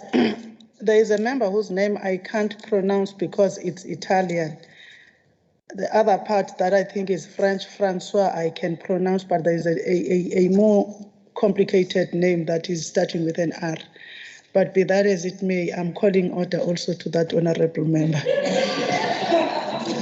Honorable members, having received the report from the Honorable Chairperson of Committees, Honorable Duma, I will first take this opportunity to appreciate with all sincerity how the House, the Committee of the Whole House was being conducted over these past few days, Honorable Duma and Honorable Zungu. We had been taking part interchangeable to join the portfolios, the votes that were being debated, and we had found that the presiding officers lived true to the roles and the decorum of the House. We really appreciate that work. We know that there was a behind-the-scenes work that you had to do, including when others had to abandon their party's debate to facilitate on that work. We appreciate it, and we also thank the Chief Whip for the work that he has done to ensure that all is in order.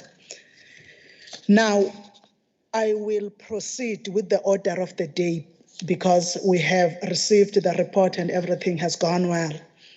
The order of the day is voting on the KwaZulu-Natal Appropriation Bill, and it is item 7 on the order paper.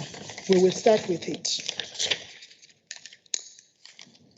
In terms of Standing Rule 2382, after the debate has been concluded, the question must be put on the program within a vote, or where a vote comprises more than one program, on all the programs within that vote combined, and thereafter on the vote itself.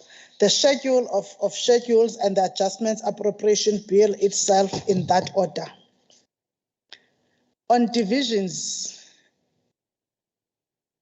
recording of opposition and declarations of votes. Members are reminded that in terms of Rule 2962E of the Standing Rules, the rules pertaining to divisions do not apply to virtual sittings. This includes hybrid sittings wherein part of the House is connected virtually.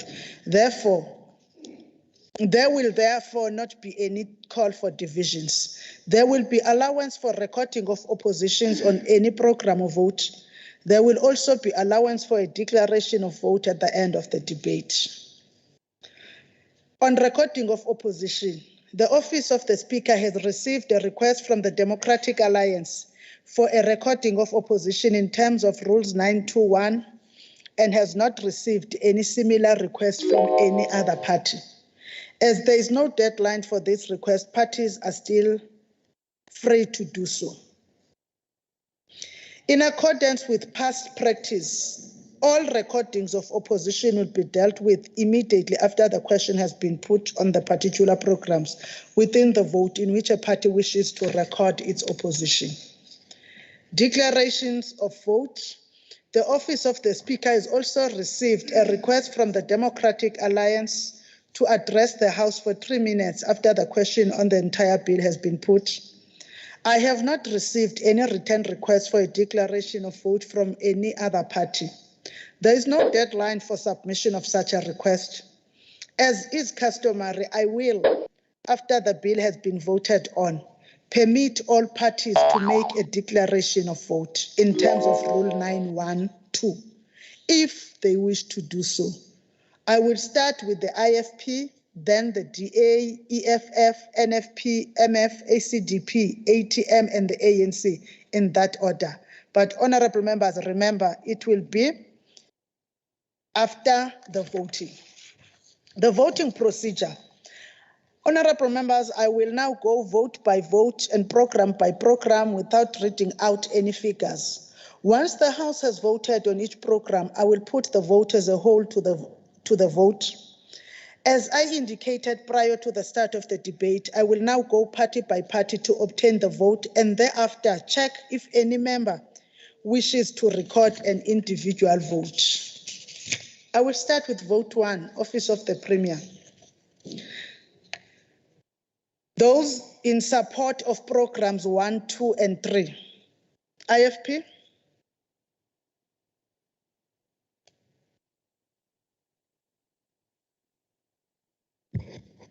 Somlomo ohloniphekile namalungu ahloniphekile endlu bahlonishwa ngqongqoshe. The IFP supports. DA? Umlendo. Oh, ngibonga Somlomo. DA support. EFF?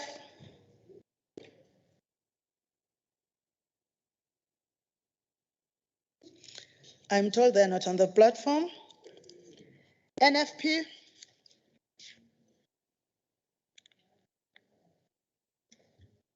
Honorable Speaker. FP, yes, support. MF? MF supports, Honorable Speaker. Can we see? Oh, thank you. ACDP?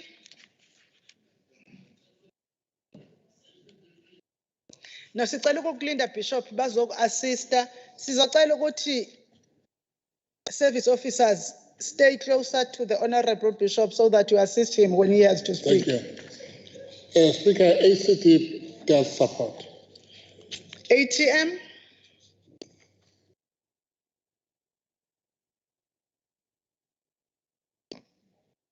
They are not in the sitting. African National Congress? Honorable Speaker, the ANC of John Langalbalele Dube supports the budget. Members, I have the votes of all parties. Is there any member who wishes to express an individual vote that is different from their party vote or to abstain?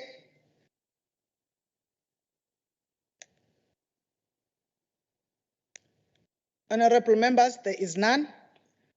So may I ask the Secretary for the tally of the votes? Thank you, Madam Speaker. The voting results are as follows. Votes in favor 65, votes against no, abstentions no. Honorable members, I therefore formally declare the result of the vote as follows. Those in favor 65, against 0, abstentions 0. It is recorded that the programs were supported.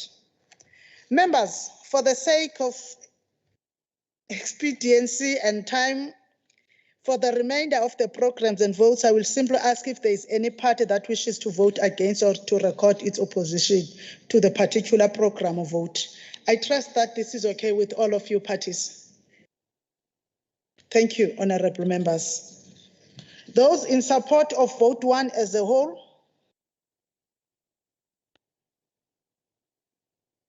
So it means all are in support. Is there any party that wishes to vote against or record its opposition to the vote as a whole? If there is none, it will now be recorded that all parties are in support of the vote.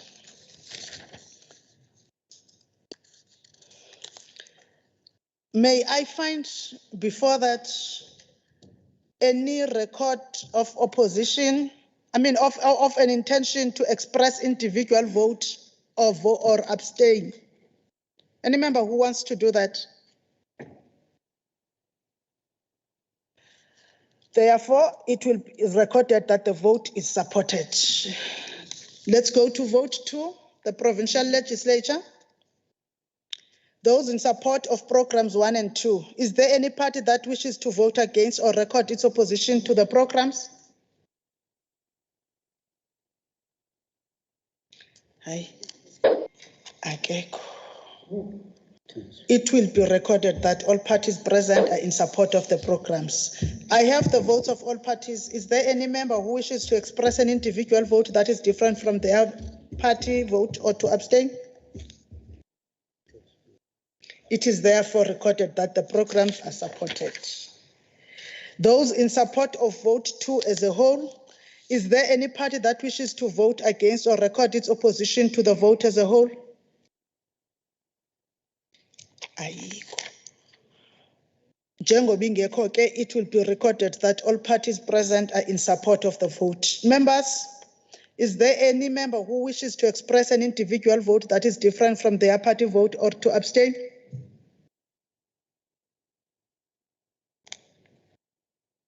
It is recorded that the vote is supported. We'll go to vote 3, agriculture and rural development.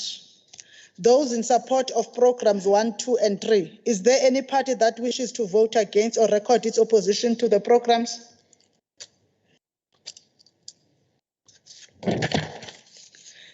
Seeing that there is none, it will be recorded that all parties present are in support of the programs. Is there any member who wishes to express an individual vote that is different from their party vote or to abstain?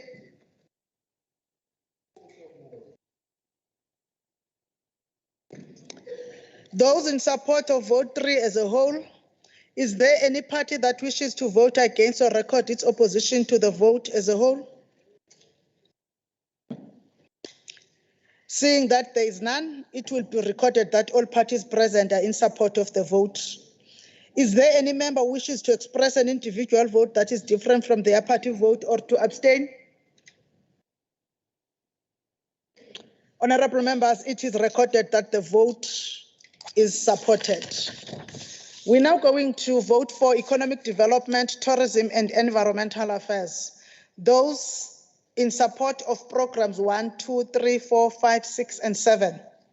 Honorable members, I have received notice that the DA wishes to oppose program 7 of vote 4. Honorable Mwango, can you confirm that?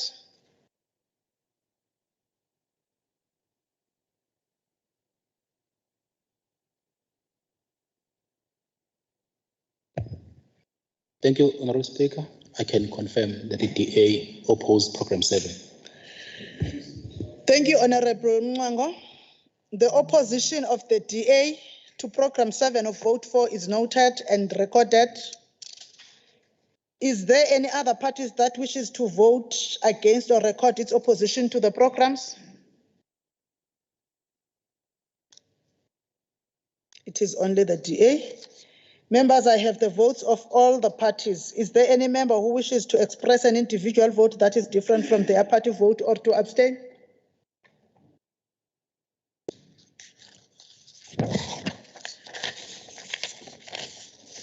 Honorable Secretary, I can see that there is none, but because of the opposition, can I get the tally of the votes now? Thank you, Madam Speaker. Votes in favour 65, votes against no, abstentions no. The voting results for program 7 of vote 4 are 65 in favour, nil. Nil abstention. It can't be 65 for program 7, ne? Can you go again, Secretary? Apologies, Madam Speaker. It's 60.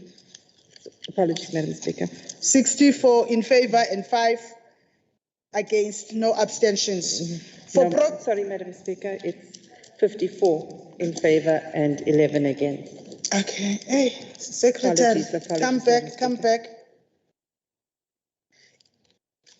Sincere apologies, honorable members. Votes in favor is 54, against 11, abstentions 0 for program 7 of vote 4. For programs 1, 2, 3, 4, 5, and 6, all members are in favor of the programs. I therefore formally declare the result of the vote for program 7 of vote 4 as 54 in favor, 11 against, and no abstentions. Programs 1, 2, 3, 4, 5, and 6, all members present are in favor of these programs, and it is so recorded. Honorable members, those in support of vote 4 as a whole, is there any party that wishes to vote against or record its opposition to the vote as a whole? It will be recorded that all parties present are in support of the vote. Is there any member who wishes to express an individual vote that is different from their party vote or to abstain? It is recorded that the vote is supported. We are now going to vote 5, education. Those in support of programs 1, 2, 3, 4, 5, 6, and 7. I have received, honorable members, notice that the Democratic Alliance wishes to oppose program 6 of vote 5. Honorable Mwango, can you confirm that?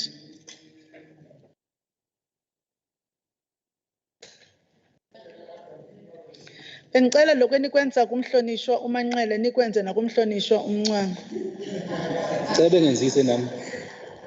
Thank you, Honorable Speaker. I can confirm that the DA opposed program 6. The opposition of the DA to program 6 of vote 5 is noted and recorded. Is there any other party that wishes to vote against or record its opposition to the programs? Seeing that there is none, is there any member who wishes to express an individual vote that is different from their party vote or to abstain? Seeing that there is no member who wishes to do that, honorable members, I will ask the secretary for the tally of the votes for program 6 of vote 5. Thank you, Madam Speaker. Votes in favor 54, votes against 11, abstentions 1. For programs 1, 2, 3, 4, 5, and 7, all members are in favor of those programs. Honorable members, and I therefore formally declare the result of the vote for program 6 of vote 5 as in favor 54, against 11, abstentions 0. For program 1, 2, 3, 4, and 5, all members are in favor. It is so recorded.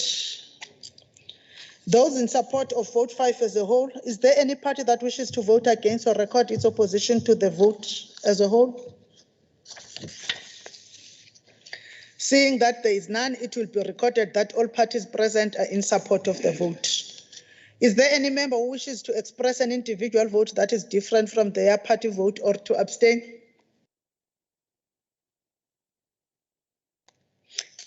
Honorable members, it is recorded that the vote is supported. We now move to vote 6, provincial treasury. Those in support of programs 1, 2, 3, 4, and 5. Is there any party that wishes to vote against or record its opposition to the programs?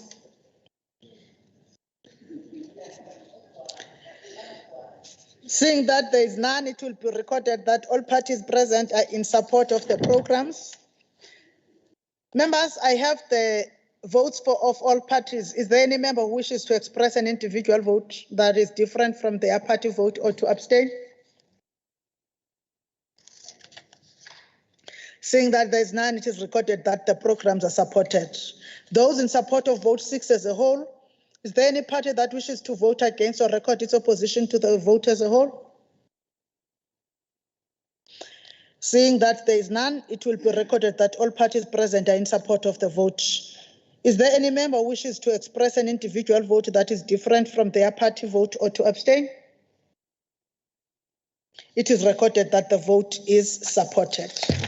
Honorable members, we are now moving to vote 7, health.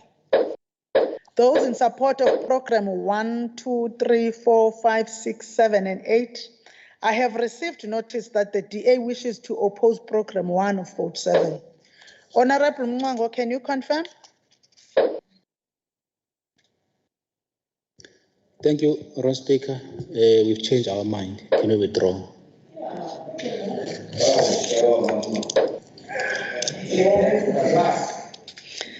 The DA is no longer opposing to vote to program 1 of vote 7, and it will now be recorded as such.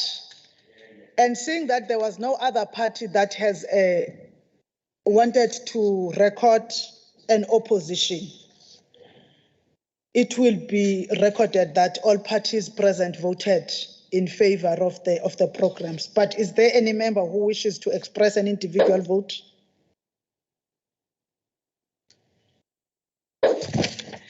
There is none, Secretary. It will be recorded that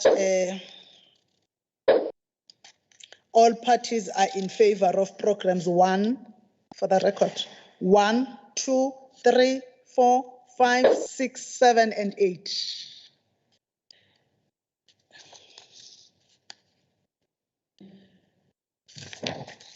Those in support of vote 7 as a whole?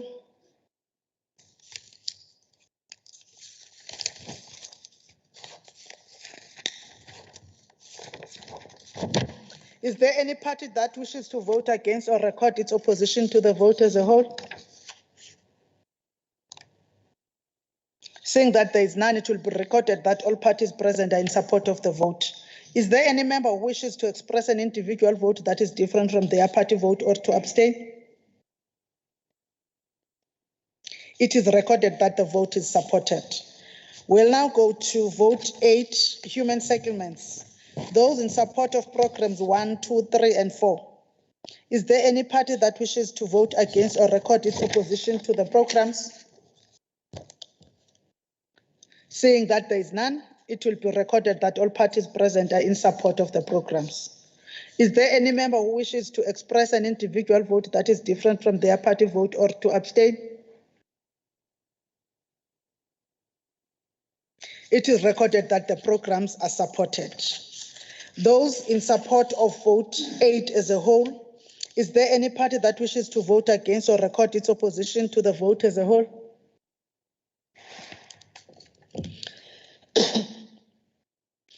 Seeing that there is none, it will be recorded that all parties present are in support of the vote. Is there any member who wishes to express an individual vote that is different from their party vote or to abstain? Seeing that there is none, it is recorded that the vote is supported. We're now going to vote 9, community safety and liaison. Those in support of programs 1 and 2, is there any party that wishes to vote against or record its opposition to the programs? Seeing that there is none, it will be recorded that all parties present are in support of the programs. Is there any member who wishes to express an individual vote that is different from their party vote or to abstain?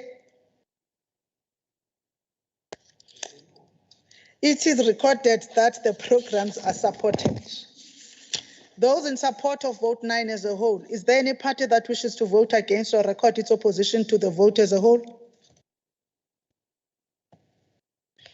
Seeing that there is none, it will be recorded that all parties present are in support of the vote. Is there any member who wishes to express an individual vote that is different from their party vote or to abstain? Honorable members, it is recorded that the vote is supported. Vote 10, sports, arts and culture. Those in support of programs 1, 2, 3, and 4. Is there any party that wishes to vote against or record its opposition to the programs? Seeing that there is none, it will be recorded that all parties present are in support of the programs. Is there any member who wishes to express an individual vote that is different from their party vote or to abstain? It is recorded that the programs are supported. Honorable members, now we are going to those in support of vote 10 as a whole. Is there any party that wishes to vote against or record its opposition to the vote as a whole?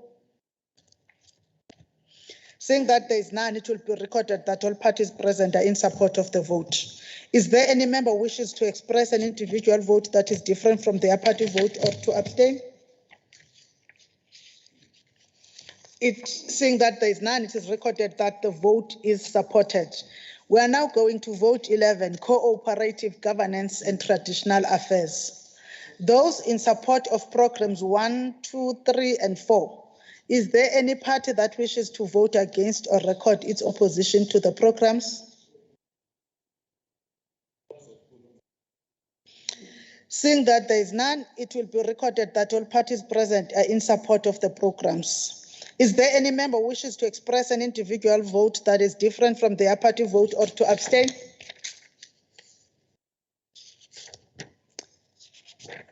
Then, those in support of vote 11 as a whole, is there any party that wishes to vote against or record its opposition to the vote as a whole? Seeing that there is none, it will be recorded that all parties present are in support of the vote. Is there any member who wishes to express an individual vote that is different from their party vote or to abstain? It is recorded that the vote is supported. Vote 12, transport. Those in support of programs 1, 2, 3, 4, and 5. Is there any party that wishes to vote against or record its opposition to the programs? Seeing that there is none, it will be recorded that all parties present are in support of the programs. Members, is there any member who wishes to express an individual vote that is different from their party vote or to abstain? It is recorded that the programs are supported. Going to those in support of vote 12 as a whole, is there any party that wishes to vote against or record its opposition to the vote as a whole? Seeing that there is none, it will be recorded that all parties present are in support of the vote. Is there any member who wishes to express an individual vote that is different from their party vote or to abstain? It is recorded that the vote is supported. Vote 13, social development. Those in support of programs 1, 2, 3, 4, and 5. Is there any party that wishes to vote against or record its opposition to the programs? Seeing that there is none, it will be recorded that all parties present are in support of the programs. Is there any member who wishes to express an individual vote that is different from their party vote or to abstain? Seeing that there is none, again, it is recorded that the programs are supported. Now we're going to those in support of vote 13 as a whole. Is there any party that wishes to vote against or record its opposition to the vote as a whole? Seeing that there is none, it will be recorded that all parties present are in support of the vote. Members, is there any member who wishes to express an individual vote that is different from their party vote or to abstain? To abstain.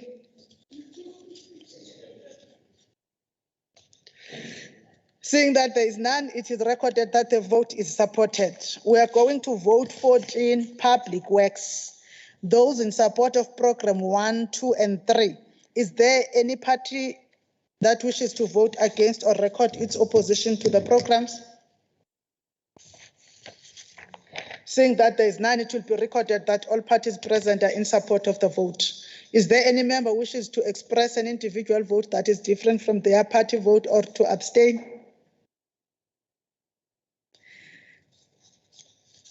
Okay. Those in support of vote 14 as a whole, is there any party wishes to vote against or record its opposition to the vote as a whole? Is there, seeing that there is none, it will be recorded that all parties present are in support of the vote. Is there any member, honorable members, who wishes to express an individual vote that is different from their party vote or to abstain? It is recorded that the vote is supported. Honorable members, that concludes voting on all the programs and votes. We are now going to voting on the schedule and on the bill itself. I will put a question to the House on the schedule, to the bill and the bill itself. Those in support of the schedule to the KwaZulu-Natal Appropriation Bill 2022 and of the bill itself, I will go party by party. IFP. Honourable Speaker, The party founded by the Honorable Prince Mangoso Tukutelezi, the IFP, supports. The Democratic Alliance.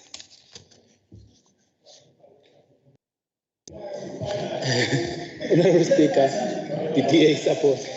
No, I could not get the vote because it must be succinct on record. Honorable members, asimxolele uMnqwango avote. Speaker, bangiphazamisa DA ayiphande obani. You have to do one thing on the you can't. Bangiphazamisa, okay. Okay. Thank you, Mr. Speaker. The DA support. The EFF is not on the platform. The National Freedom Party. Honorable Speaker, the National Freedom Party Mamo Magwaza Msibiya supports.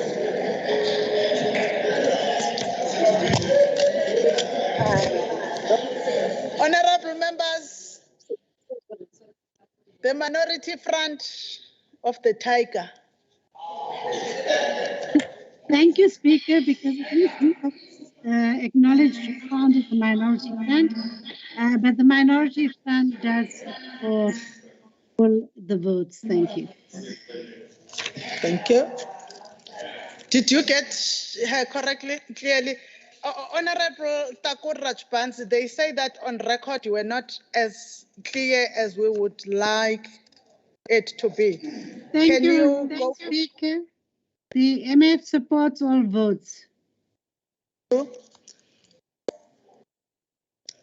ACDP. Hallelujah. ACDP for Kenneth Meshu.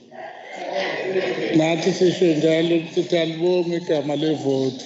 We support. The ATM.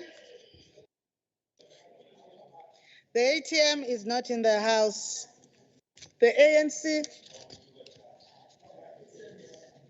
Honorable Speaker, the African National Congress of Oliver Tambo supports.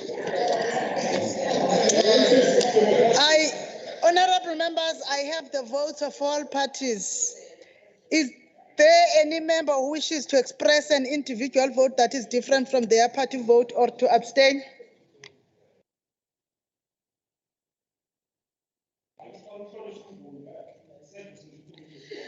Seeing that there is none, Secretary, can I ask for the tally of the votes? Thank you, Madam Speaker. The voting results are as follows. Votes in favor 65, votes against no, abstentions no. Honorable members, I therefore formally declare the results of the vote as follows. Those in favor 65, against 0, abstentions 0. It is recorded that the KwaZulu-Natal Appropriation Bill 2022 as a whole is supported. That concludes voting on the bill. Secretary reads the bill into the record. The KwaZulu-Natal Appropriation Bill 2022. Thank you. Honorable members, as I promised earlier that when we've concluded the voting, we'll now come to giving opportunity to parties to state reasons for their vote in terms of Rule 912. Rule 912 further says the Speaker may now allow each of these parties an opportunity not exceeding 3 minutes to state the reasons why that party is in favor of or against the bill or any part thereof. I will give parties, if the party does not need to state the reasons, we will pass to the next party. I will start with the IFP.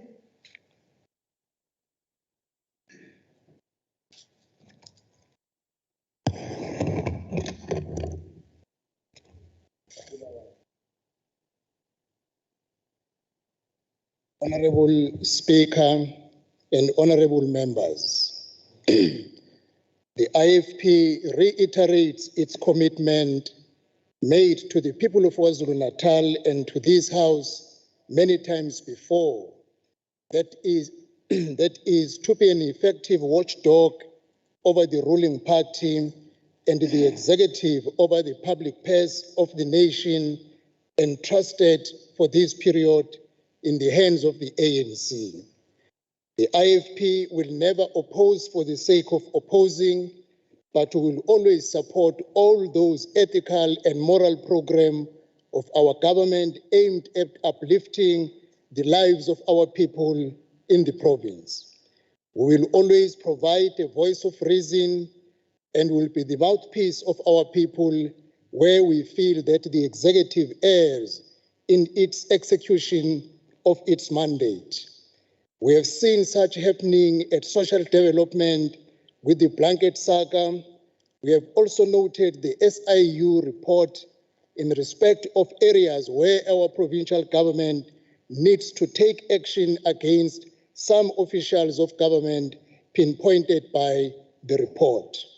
Whilst welcoming some actions taken in some areas of these instances, we, however, still await action from the Education MEC in respect of his departmental officials who were pointed out by this report. We also wish to continue to record our disquiet as the IFP to those departments that underspend, thus prohibiting the people of our province the development benefits that are due to them.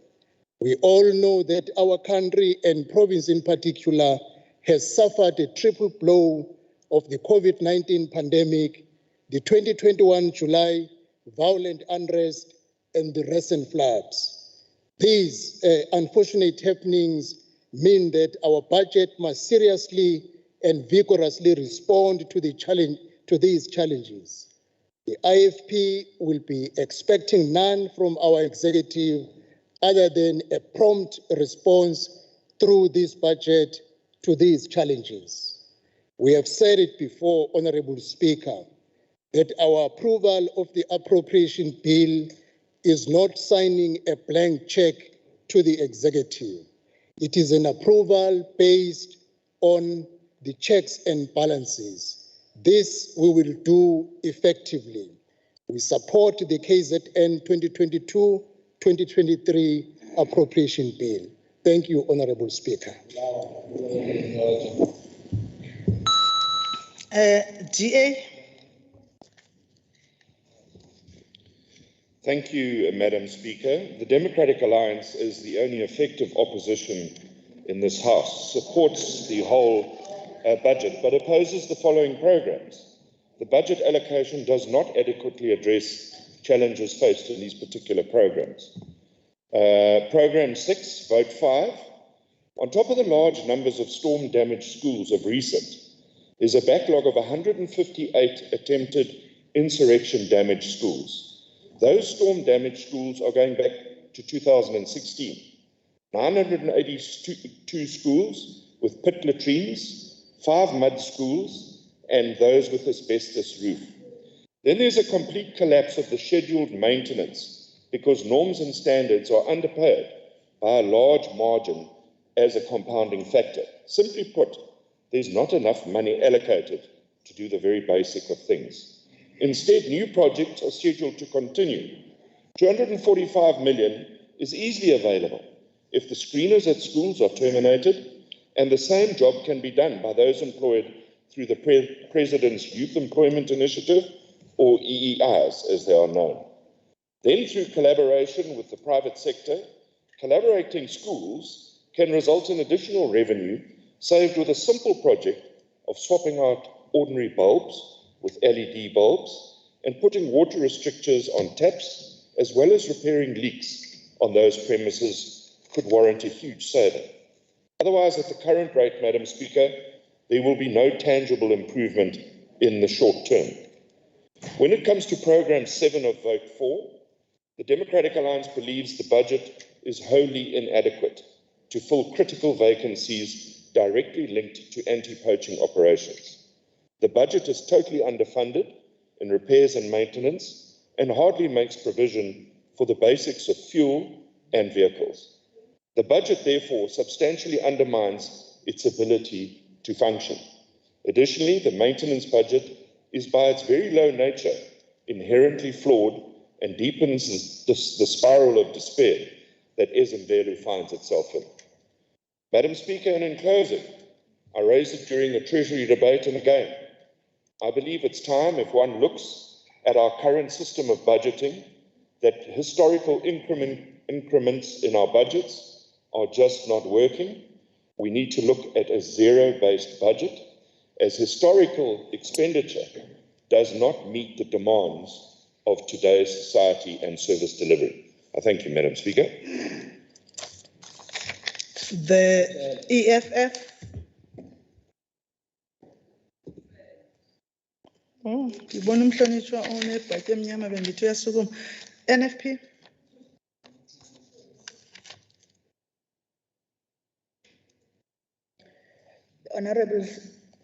Honorable Speaker and honorable members, greetings. The National Freedom Party in KwaZulu-Natal supports the budget in the notion that we support the program of the KZN government that seeks to address inequality, fight poverty, create employment for the people of KwaZulu-Natal. We are aware of the challenges faced recently by our province, that is COVID-19 unrest, as well as the recent floods. We encourage our departments to revive programs that support our young people, like we have seen with the Department of Sports and Recreation, reviving netball through Netball Fridays and other programs. We believe that our youth needs support at local levels, as we've seen with the challenges of drugs. Therefore, we encourage all departments to have programs specifically designed for our young people. Madam Speaker, the crime remains the biggest challenge in our province. We call upon our Department of Community Safety and Liaison, as well as our Honorable Premier, to prioritize the issue of crime. KZN citizens are not safe in their homes, in the shopping malls, and wherever they find themselves. Therefore, we will duly support all the programs implemented in our province. Siyabonga. MF.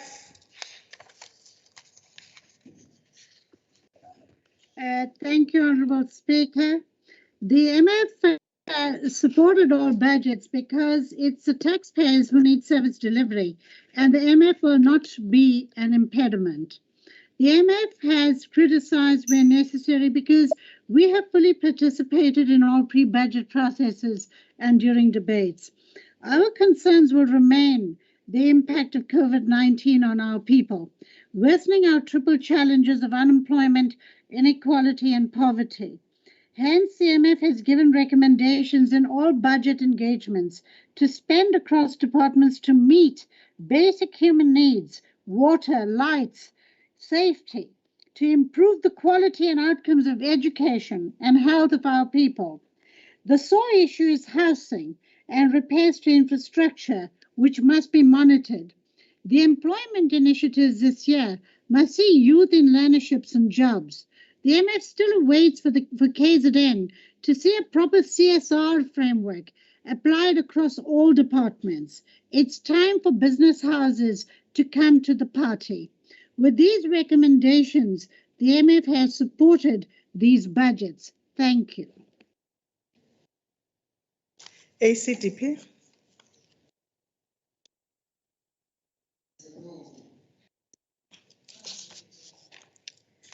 ATM. ANC.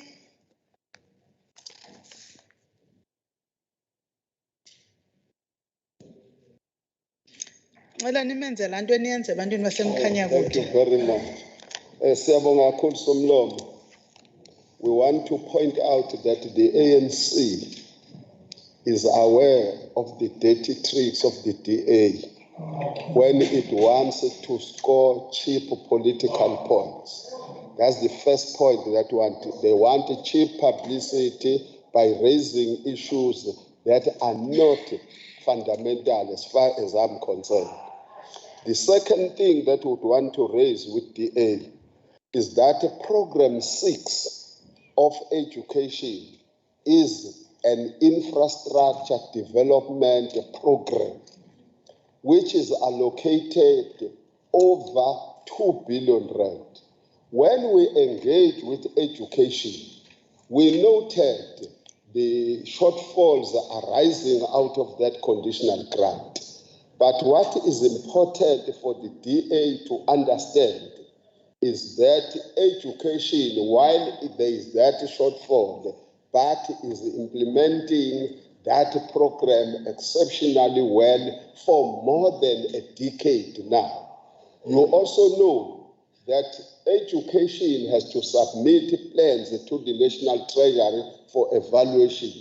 Year in and year out, education scores more than 90%. Currently, it scored 95%, and it is due for the incentive. That's what we need to understand. On the issues of education, scoring in this sector is what the MEC presented 7 days before the expiry of the financial year 2021-2022. You were signatories and supporters of the second adjustment bill, where education was given additional money in the very same area. That's what you need to understand. If you wanted on the back door to raise the issues of the SIU, because that's what you fell short, where you wanted to raise this thing of the SIU around the question of the cleaning of the institutions and all the stuff. If you wanted that, we were going to indicate that your misunderstanding of what the MEC raised is very bad on your side. So, Honorable Speaker, we want to declare that the African National Congress support all votes and their sub-programs. I thank you very much.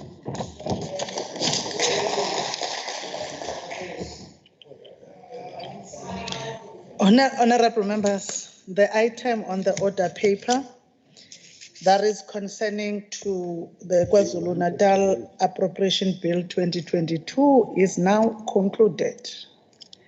Sicela ukuthatha lithuba sinibulele nonke ngenxaxheba enithe nayithatha kwezi veki zimbini ezidlulileyo, nishiye yonke enye into nizokwenza kuba ulwabiwo mali lweliphondo lakowethu lusebenze, kuba linawusebenza xa lingadlulanga kwingxoxo mpikiswano enjengalesi sisuka kuyo. Sicela ke ukunibulela, sithi nxatsho nto zakuthi ningayeki ukuwenza umsebenzi wenu kuba ikokulindelelekileyo loko kuni, kodwa niwenze ngcono imihla yonke ngoba kakade kumele kube njalo.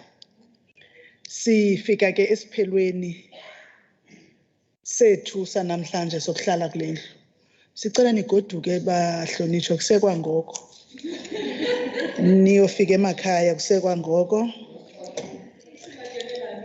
The House is adjourned with the next sitting day being Thursday, the 2nd of June 2022 at 9 here.